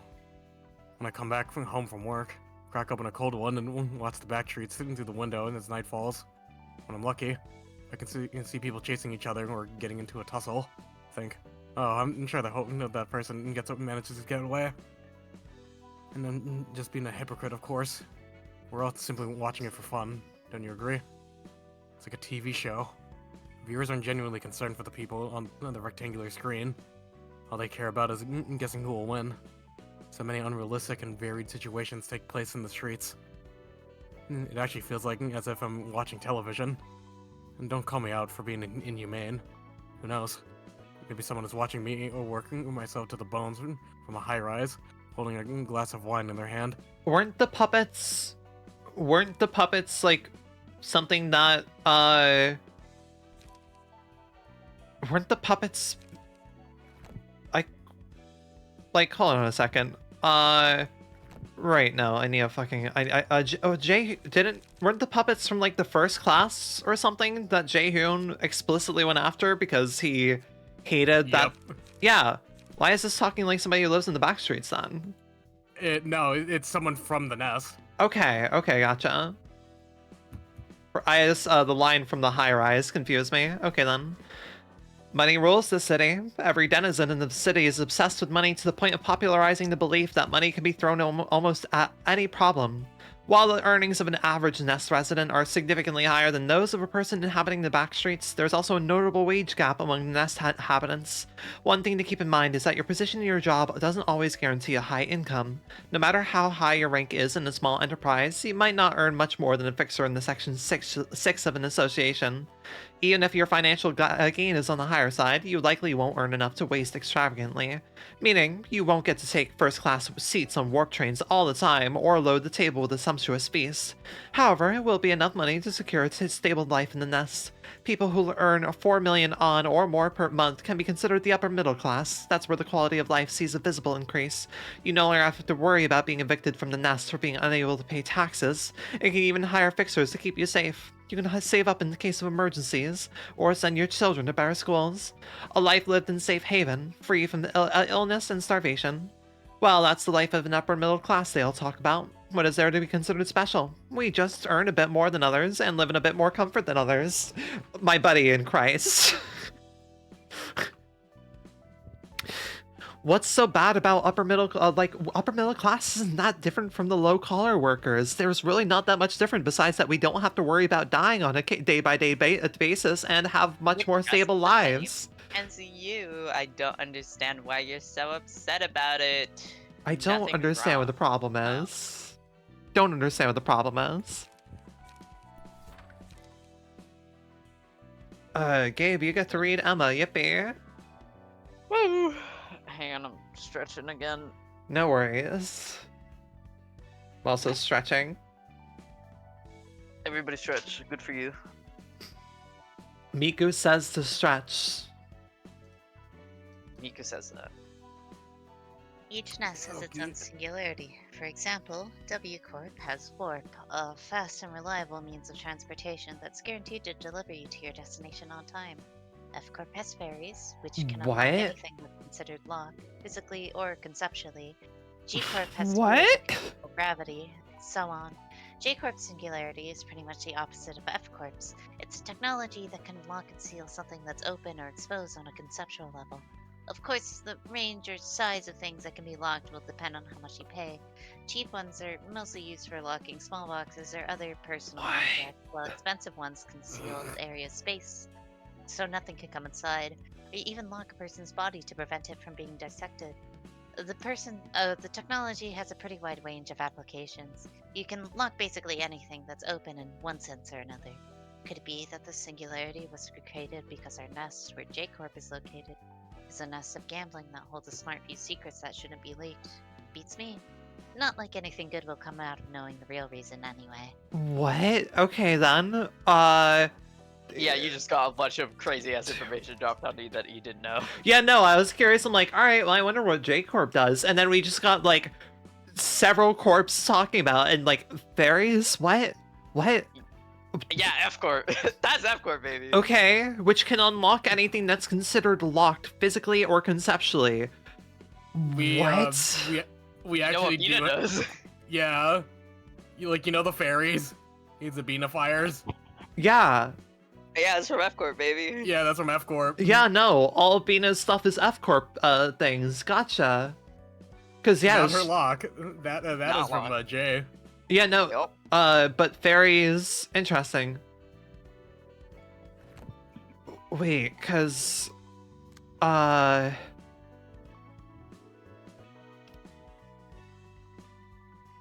so fairy is basically unlocking the pores of their body to make them bleed out. Is what I'm interpreting that as then. It's also like I assume a physical attack. Because in Lobotomy Corporation, she was able to mimic the like red and white, black and pale with the fairies. Yeah. Okay. Goddamn. Okay. Who knew that there was a lot of effort put into the 100-some-odd books that they wrote? Who would have guessed that they put in a lot of effort into these? They Dark did. Souls lore. Alright then. Jacob owns the nests of gambling.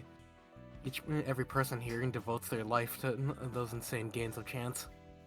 Emma and I check the security cameras placed in affiliated facilities, spot anyone who cheats.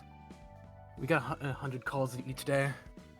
Please check if the person in the dark red coat at N9281 and Art or 231 use a sleight of hand to switch cards. I think my table was rigged at in Q1980OF 19219. I think they're using marbles that weigh 0.1 grams and more than in the roulette at K1928 at RO29. Sorry. You didn't have to read those out. You could have done a creative ad-lib, but you know, power to you. And I am the man who memorized the value of E. Yeah, he's got it.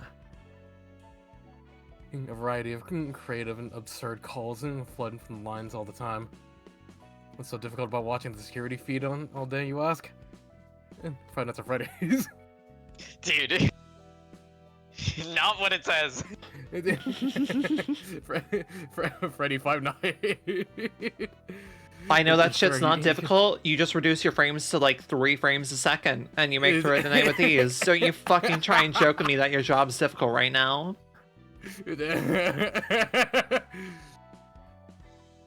Sure, you could think that if you're unfamiliar with how things work here, but imagine having to check the feeds for tens of even hundreds of rooms that have 10 cams each. The workload is spread over multiple people, of course, but each of us still have dozens of screens to stare at. My eyes spin like a top. Besides, some people are sneaky enough to pull trickery off camera, and some incidents might occur during maintenance hours. And this job isn't such a busy one. 2 eyes just aren't enough. When you're checking one case, another call comes in. Whenever you're done checking that, more calls wait for you. Shortage of manpower is driving me crazy, I swear. Yeah, I can imagine that job would be a bit hellish, especially if like everything in that district is built on gambling and everything. There's a lot of good food that we're getting here that maybe would have been good to experience in the moment, but hey, Our body is composed of liquid. Liquid is the substance that fuels our body. While humans maintain their form with the shell they call flesh and skin, we maintain our form with the suit we wear. If this liquid runs out, we will stop dead in place. Therefore, the liquid must always be filled, which is the reason we dine. This liquid is what constitutes and moves our body, but we also use the liquid to sweep the streets and dine. The method is simple. When we embed a hook connected to the fuel tank on our back into a human, they melt like a liquid.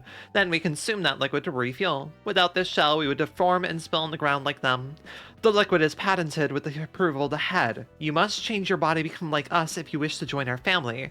Do not worry about side effects. Mother will give you all the assistance you need. We all could safely become a family thanks to her. Wait, what? The liquid is patented? I'm sorry, is this a corporation? It's a singularity, baby. Yes, but they're talking about it like it's a singularity that didn't fall apart. Or rather, like, the patent is patented by the head. Yeah. This is Okay. the head steal. It's just like, hey, this is ours. You touch this, we will fucking kill you. Well, like, no. It's not The because of the head. because like all the singularities that multiple people have taken, not all singularities, but a decent amount of singularities people have taken care of are basically those that were from a corporation falling apart, right, and losing access to the patent, right? So I thought that the only things patented by the head were corporations, and that's why, you know, they're corporations and they're like they're a letter, is that they have their singularity patented. Are you telling me that anyone with a singularity can fucking patent it? Are you telling me that anyone with a goddamn fucking superpower can patent that shit? Oh my god. Oh my god. I see why Roland went a little bit fucking crazy.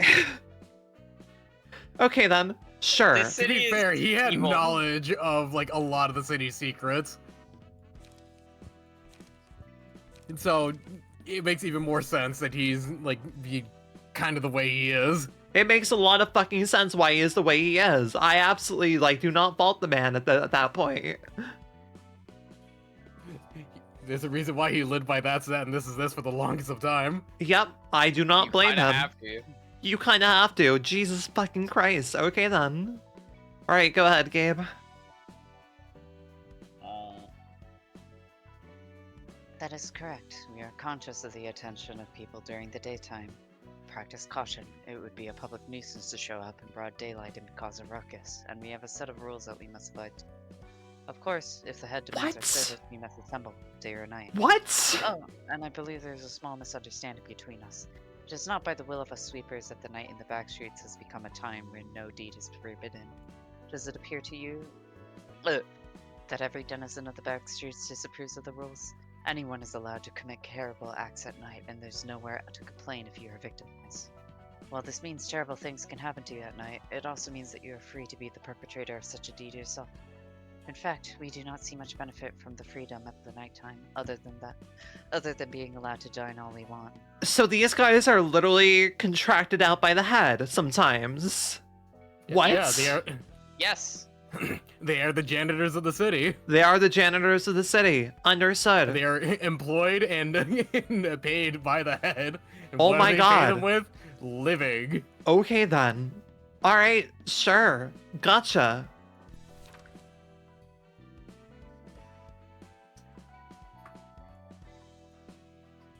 Go ahead, Blinn.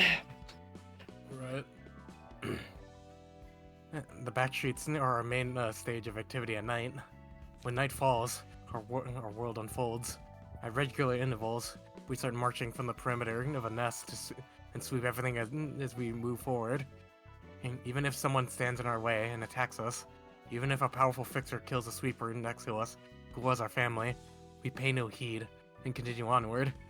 Like a wave of water, we sweep everything in our way, except for those who are strong enough to resist it. From an edge of a nest to the opposite end, we march without break for 80 minutes until the night in the back streets ends. Sorry, so night in the back streets is like an actual listed thing or something?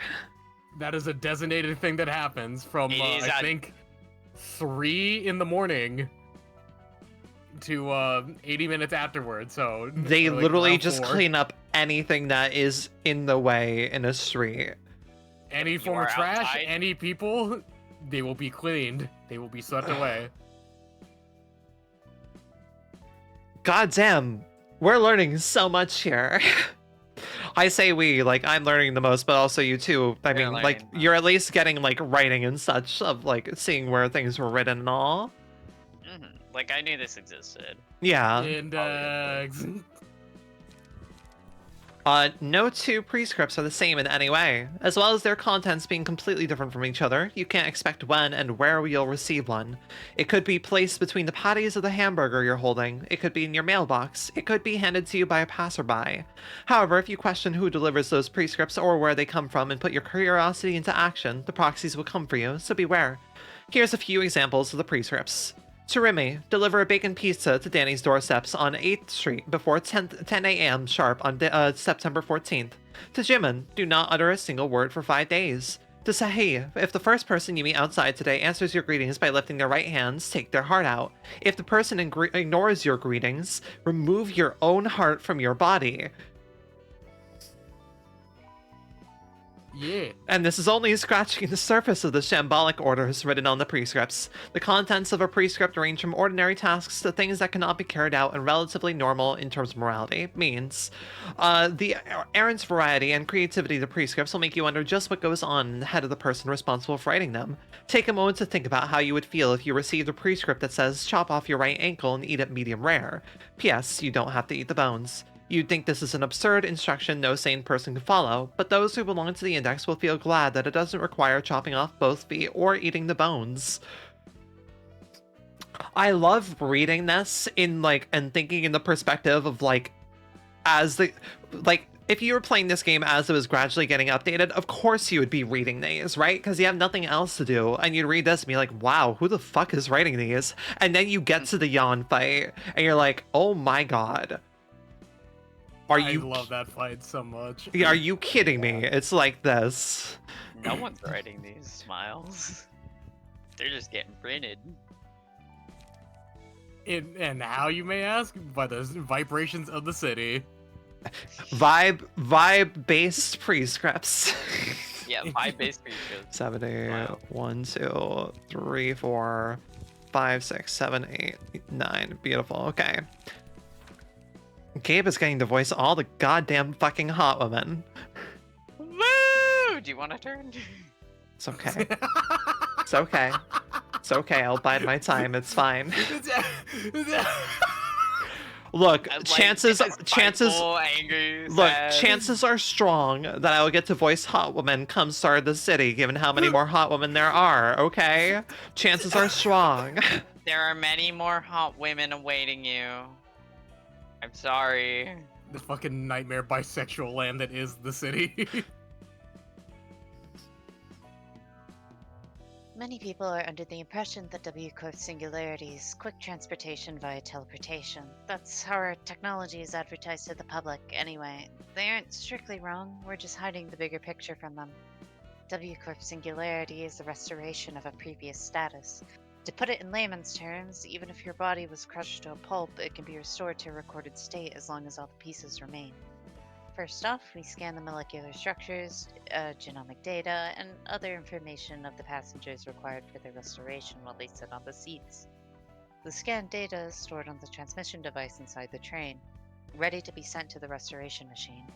With that, any and all kinds of pandemonium into which the carriages maybe have been turned into may be reverted with a single button. The machine has difficulty scanning life forms that move too much, so we need to take measures to subdue it. As with all singularities, it has small side effects. Some might leave the train with slightly more weight than before, or gain a little bit of height.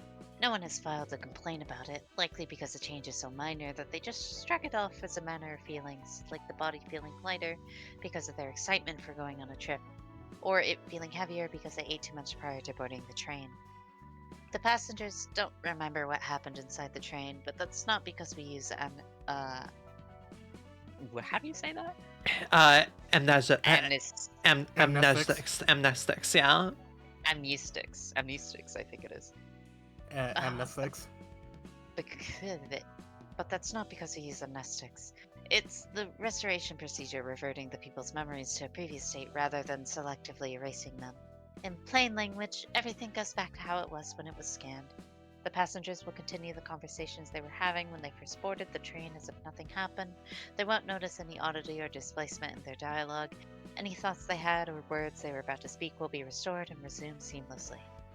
There's a lot of problems when these kids keep changing seats with each other.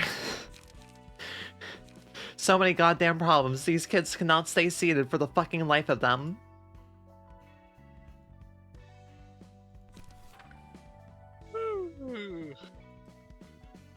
It's okay, Gabe. We're almost done. Yay. Alright, Blinn. Yeah. You thought opening gates to different dimensions was our singularity? It's actually a former singularity, a fallen wing used to own. Wasn't very well known, wing, so you probably won't recognize it even if I told you its name. Point is, the wing discovered a way to open gates between dimensions, the ability to create rifts in space. The wing sadly never knew how to utilize that stunning technology they'd found. The nest ended up falling before it could find a proper use of it for the singularity. And the company now known as W Corp spent a huge sum of money to purchase it. So, okay, this is helps fill in, like, a blank that I've had for a minute, which is, like, how the hell singularities are founded. Because my previous misunderstanding was that, like, the head somehow provides the energy for the singularity, but no. Anyone can find a singularity with the right resources or whatever. So, like, Lobotomy Corporation was able to find their singularity because that's what they had been working on the whole damn time, was literally figuring out how to do shit with the mind, and kind of had the happenstance of Kogito producing abnormalities and everything, right? Yeah. And so they just got more resources by patenting that singularity, which was Kogito, which was like being able to lobotomize the mind and everything, right? Essentially. So yeah, that makes a lot more sense now. Okay.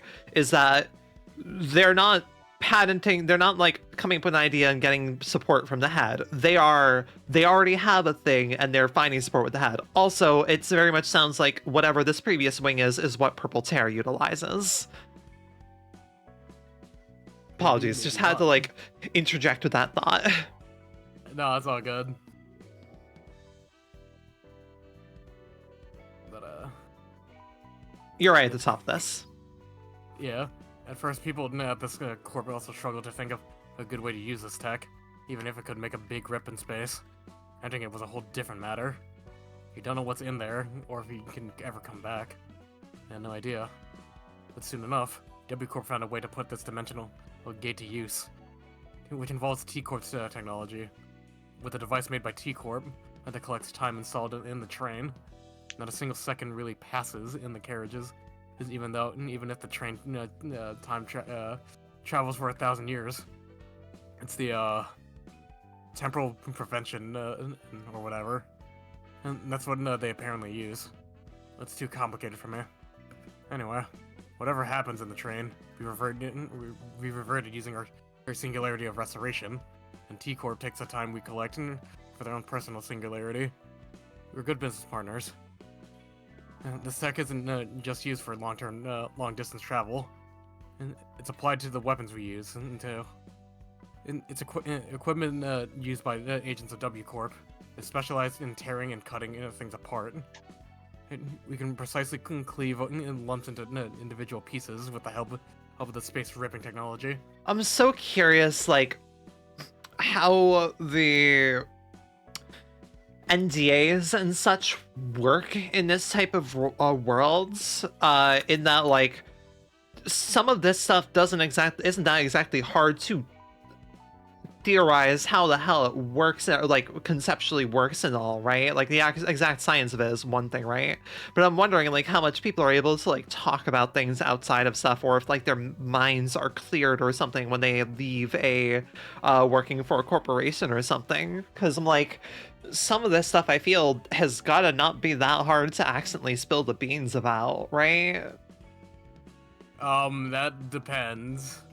Like in the case of W Corp, for the workers there, they cannot leave. You're there for life? You there for no. If you try to leave, you will be killed. You're there for life.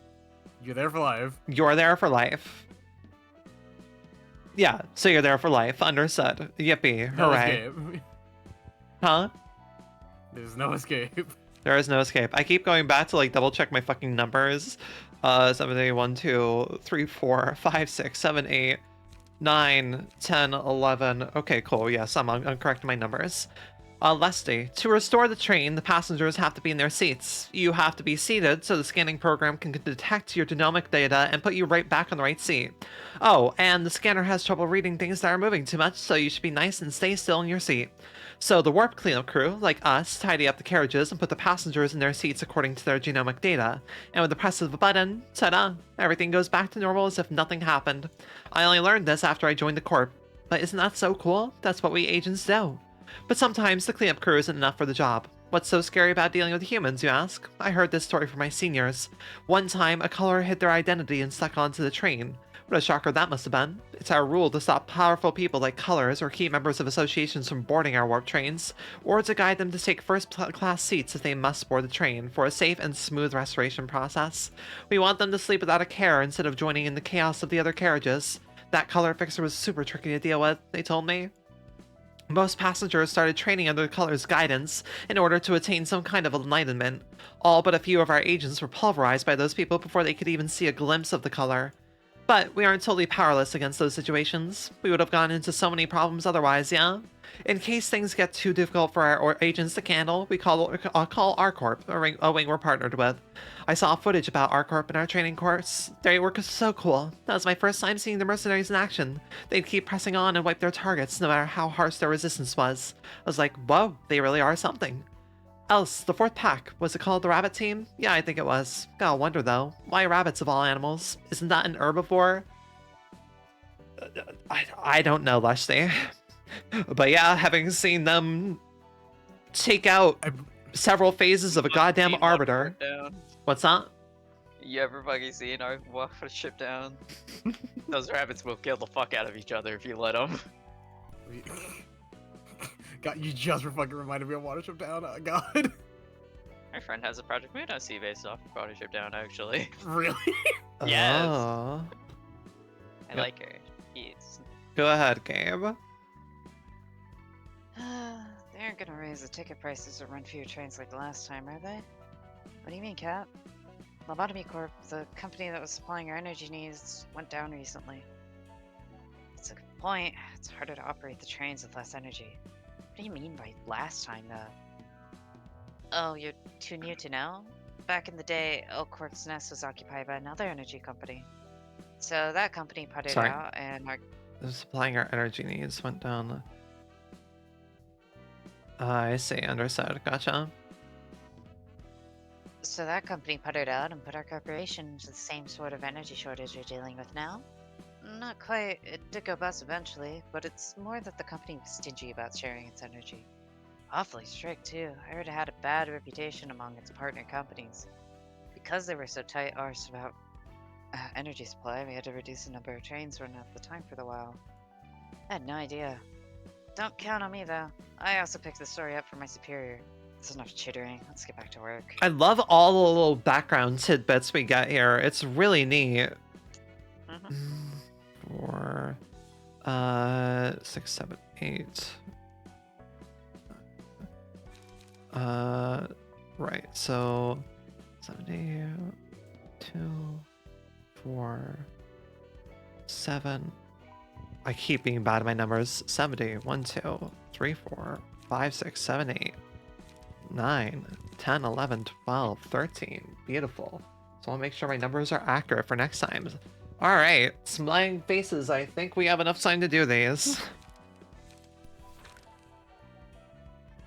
Alright. Got the back streets unsafe because there's one time of the day when the darkness comes out of your friendly neighborhood.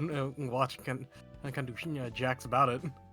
And the night in the back streets, when the city shuts its eyes, breaking any rules are forgiven during that time.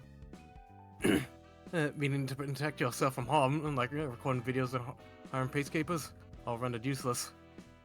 And those rusty old fellas sweep every corner of the streets. So no evidence is left behind. No corpses, no weapons, no nothing. Not only do all the security measures stop, peeking at folks as a whole is banned during those hours. Well, something on the scene of the crime ain't banned. What it really means is, you ain't supposed to record videos of the scene of spot with security cams.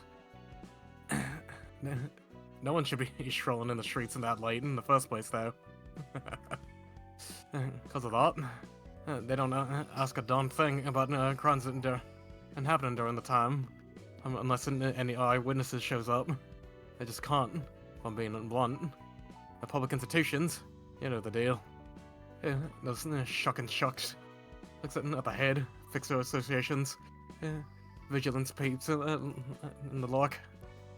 If one of those officials tried to take a dig at something, and that happened during the nights in the back streets, and some scary fella called the Claw goes after him. I hear the night in the back streets is considered, what's the term for doing whatchamacallit, and put it by the head. Got no dang clue why they set a time like this, when every soul here already figured frightened to be about to the bone. No matter what folks say, the night in the back streets starting at 3:13 and ends at 4:34. Near too early or too late, and by a single second every time. That is a background detail that we would not mentioned in the main story at all. That's really fascinating to see. That's Well, the specific time of the Nights of the Back no, Streets. the Night of the Backstreets and as a whole, I don't believe it's mentioned during the sweepers section, like Night of the Backstreets or anything. Like, maybe it's mentioned offhandedly, but not going into depth of it like this, which I'm really enjoying. Like getting the dank, deep lore. I didn't know about the fact that if you talk about the Nights of the Back Streets, it's the fucking Claw comes after you. Yeah, they send the Claw after you if you start digging into it, because yeah, apparently the head is just going off getting stuff done. I love messing up my count. 2, 4, 8, 9. Right, we're good. 80, 81, 82, 83, 84, 85. I keep getting doubtful because I'm like, I'm getting big in numbers here. I have to make a mistake. Backstreets aren't some unlivable mess like some folk are saying, you see? Rough things do happen often around here, sure, but there's some effort at peacekeeping going on to stop a whole lot of people dying all the harkin' time. Every area of the streets has some kind of neighborhood watch made out of local residents voluntarily doing jobs like fixers do, trying to make the backstreets a safer place, unlike the so-called Public Safety Association that starts with a Z, whatever that stuffy org is called. The neighborhood watch ain't changed to any official authority, nor do they ask for huge fees. Each area's got different styles of neighbors, so not everyone in every corner of this town likes them. Most folks do appreciate that they're keeping them safe, though. And look, Gabe, you get to read a very short one. I know it's been a minute. There's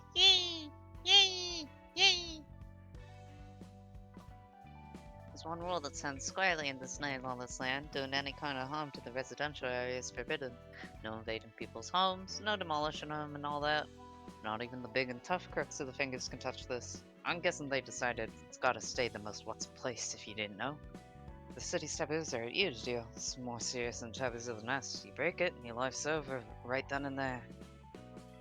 No harm to the residential area?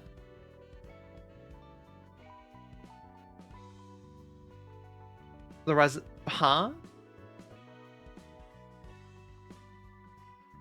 The residential area in any district is completely safe? I imagine the residential area is, like, not in the back streets, right? Or... Well, more specifically, it's like, don't fucking house invade people. Don't blow up their house and shit. Don't we If they're see... outside their house, kill them. Okay, don't we see house invasion? I guess the house invasion we see is in the L Corp nest, right? It is in L Corp because there's no rules there currently, right? Yeah, if the nest is gone, there's no rules anywhere. You're just cooked. Because yeah, we saw some people being invaded by the Kurokomo clan, I believe, because they were originally in the direction of they were in the nest, but now there's no nest. Interesting. All right, go ahead, Blinn. Usually the back streets don't work in the nest. Yes, and the opposite's also true. Yeah, you could drag it higher up, working for, whatchamacallit, for the nest. And then to the back streets and do, what's it to them, and then get away with it.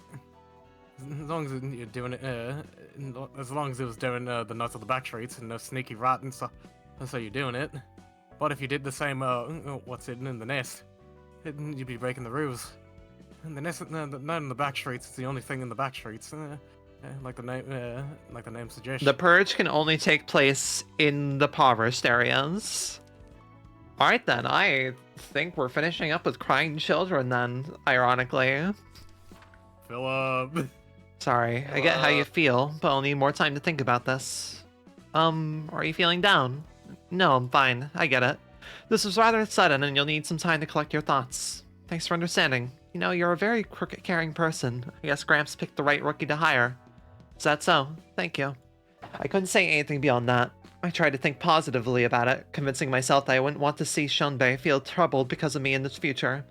Clinging on to it farther would only make me seem pathetic. Although Shunbei didn't decline my confession outright, it felt safer to think of it as a refusal so I wouldn't get my head in the clouds and make another attempt at it.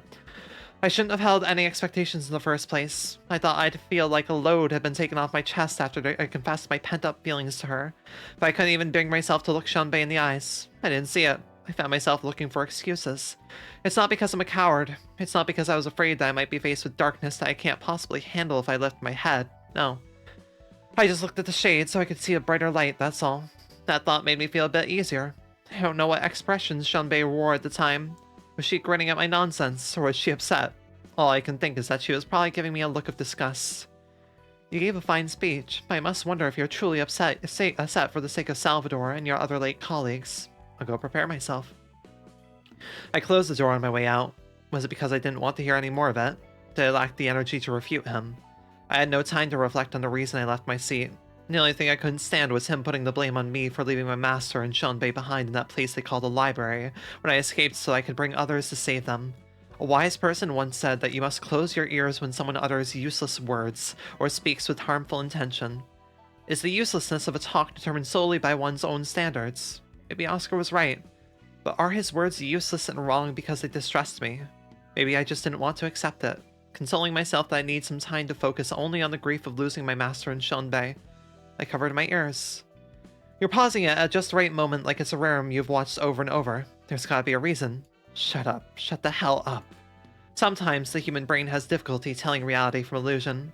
Watching a horror film incites fear even though you know it's fiction. However, it's not always easy to discern the truth. They're standing right before my eyes, reproaching me, but I can't dismiss them as mere illusions, even though they're dead. Gone. There was no way they could be real. It doesn't make sense that I know what they're about to say otherwise. It couldn't be something they told me beforehand. When Shunbei was about to speak, I shut her up, as though I knew what was going to unfold. What could I gain from uttering what will harm me? Self-justification. Those words would have wounded me for sure, but they were also words that would protect me. Yet again, I'm running away from truth, vilifying others. It made me feel a bit better. Pamela was right. All I had to do was make up reasons that are convenient to me. It's not my fault at all. They're the bad ones. It's derisive how shallow my admiration for Master and Shunbei was, changing my attitude toward them so easily out of selfish self-preservation. Nothing is more beautiful than knowing the truth, and therefore, nothing must be more shameful than admitting that what one believed in was a lie. I could have sworn I acknowledged my vice and embraced it. Although the process was a little unstable, I still felt unshamed for the truthless deeds I had done, and decided to cherish that negative part of myself as I am. Or so I thought. I stopped talking. I couldn't even tell what was appropriate to speak anymore. Turn a blind eye to all that tries to hurt me. Turn a deaf ear to words that will lead me down the wrong path. Turn a mute mouth to unnecessary evil, and last of all, act not.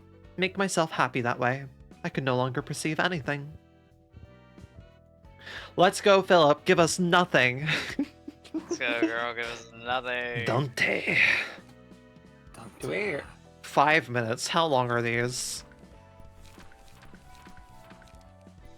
We could potentially finish up Urban Nightmare right now. Actually, Gabe, you could read this and I think then be good to go. Hey, I'll gun 2 in a row and then I'll go. This isn't that long. Okay, go for it. All right, hell yeah, let's do it. Let's do it. Seven Association deals with info and investigations. We collect all kinds of information on the city. Though why we aren't disclosing the full details about certain cases to the general public through news outlets or anything, you ask? Some things are better left unknown for the sake of the safety of this world. How's the book reading going? We're about to finish our session for the night. We do not finish overall because these two are chunky as fuck. My meme is covering things, but there is so much to read. Anyways. Sector 3 feels empty these days. Oh, didn't you hear the news? Many of them died in that incident with the distortion last time. Even the guy we counted on resigned and ran off. Right, that happened. I guess that's why the empty seats feel even more noticeable. He seemed pretty refreshed and relaxed on his last day. Wonder why you quit, though. Sure, the work here can be tough, but isn't it still easy compared to some others? Gotta agree with that. It's having to worry about being axed all the time.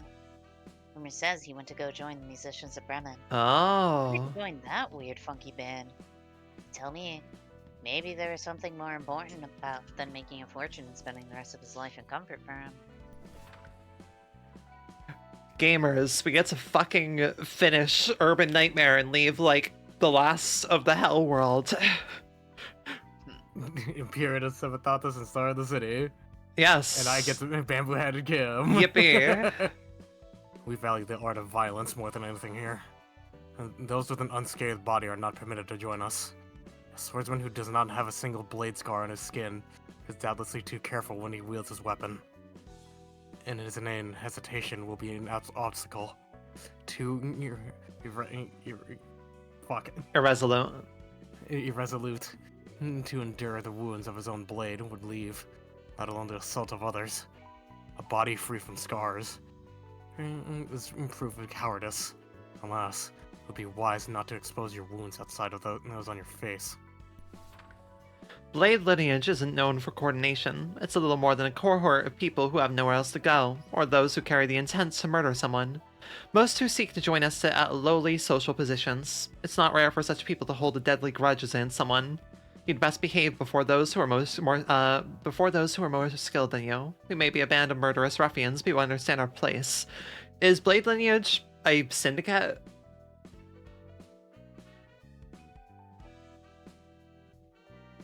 Crickets. Kind of some special weird fourth thing. It's not a syndicate. I wouldn't say. 72, 4. I think they are kind of a syndicate, 9, but I wouldn't consider it. 3. The Blade lineage are 6, technically a syndicate, 8. but I would not consider them a syndicate myself personally. Right, yeah. If you had to put a term to it, you would call it a syndicate. 4, 5, 6, 7, 8, 9, 80. 1, 2, 3, 4, 5, 6, 7, 8, 9, 10, 11, 12. Alright, we finished up at 92 of hopefully 147 books written. Read? Not written. God damn. God fucking damn. Good work, gamers. Holy shit, alright. I am thankful. Look, it was a little bit daunting at first, but we've gotten some really good readings here. Like, wow, there's some really fucking good lore hidden in here. That I'm like, man, I kind of wish I read this at the time, but also, like, that would have eaten up a lot of time. Not really, but also it would have. But yeah. I think it's better to have it like a bonus stream at the end of things. A bonus 2 streams even. But I think we can probably. And now we have Star of the City, Imperius Sabatatas. We have so many. We have so many things. They all get pretty lengthy going on from here. Not all of them, but fairly chunky. They start getting gradually and more chunky. Oh my god. The Red Mist. Oh my god. Oh my god. Oh my god. Red Mist is a fucking essay. You learn a lot from Red Mist, though. Yeah, I assume as much. It's time. All right, farewell, Gabe. Thank you so much. And Zhao, yeah, I think Zhao I was very much expecting to be lengthy, as well as Jan. Oh my goodness. Thank you for coming by and helping, Gabe. We'll probably be doing this same time next week, unless I have other stuff going on. On Monday or Wednesday? I guess we could do it Monday. Well, actually, because we have the modded fights to do, right? We do. We could potentially.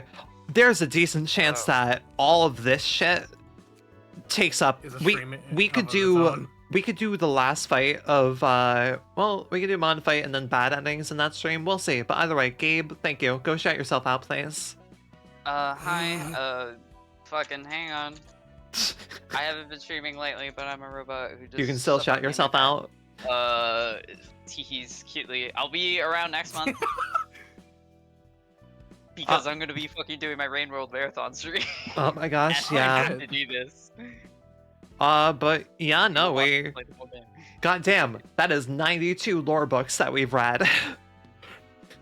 We've Like- got 50 more to read. Hopefully 50, as long as the count's not off. Hopefully 50. Mhm.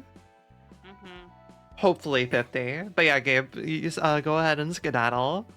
I gotta eat and then hunger. Mm, Bye. Yeah, go enjoy Kanto 8, Gabe. Yay! Oh my god, I'm gonna be like waiting for you to get to. we're gonna Okay. have a decent pace when it comes to Limbus Company, I hope. Hopefully. It shouldn't be too bad until we get into the later parts. I don't Yeah. feel that we're gonna be hitting like the wall that like Star of the City necessarily took us, right? Mainly because like we just have to. I don't know what. You'll hit some walls. You'll hit some You hit walls. some I'll give you that. walls, there's some. Yeah. There's a guaranteed one you're going to hit. I'll tell you that much. Right, like what? Kanto 4 or 5, I remember people. No, Kanto 6. It was either 5 or 6. I know people I'm have not telling talked you. about, but yeah. I'm not fucking telling you. You don't get to know. Glenn, what was You'll that know- in the you'll know what the background? wall- Don't worry about it. You'll know what Don't the worry wall about is it. when you get to the wall, okay? Don't worry about it, you'll learn. It was very easy to tell the see the Library of Ruina wall incoming, but yeah. But yeah, You know. have a good night, Gabe. I'll talk to you later.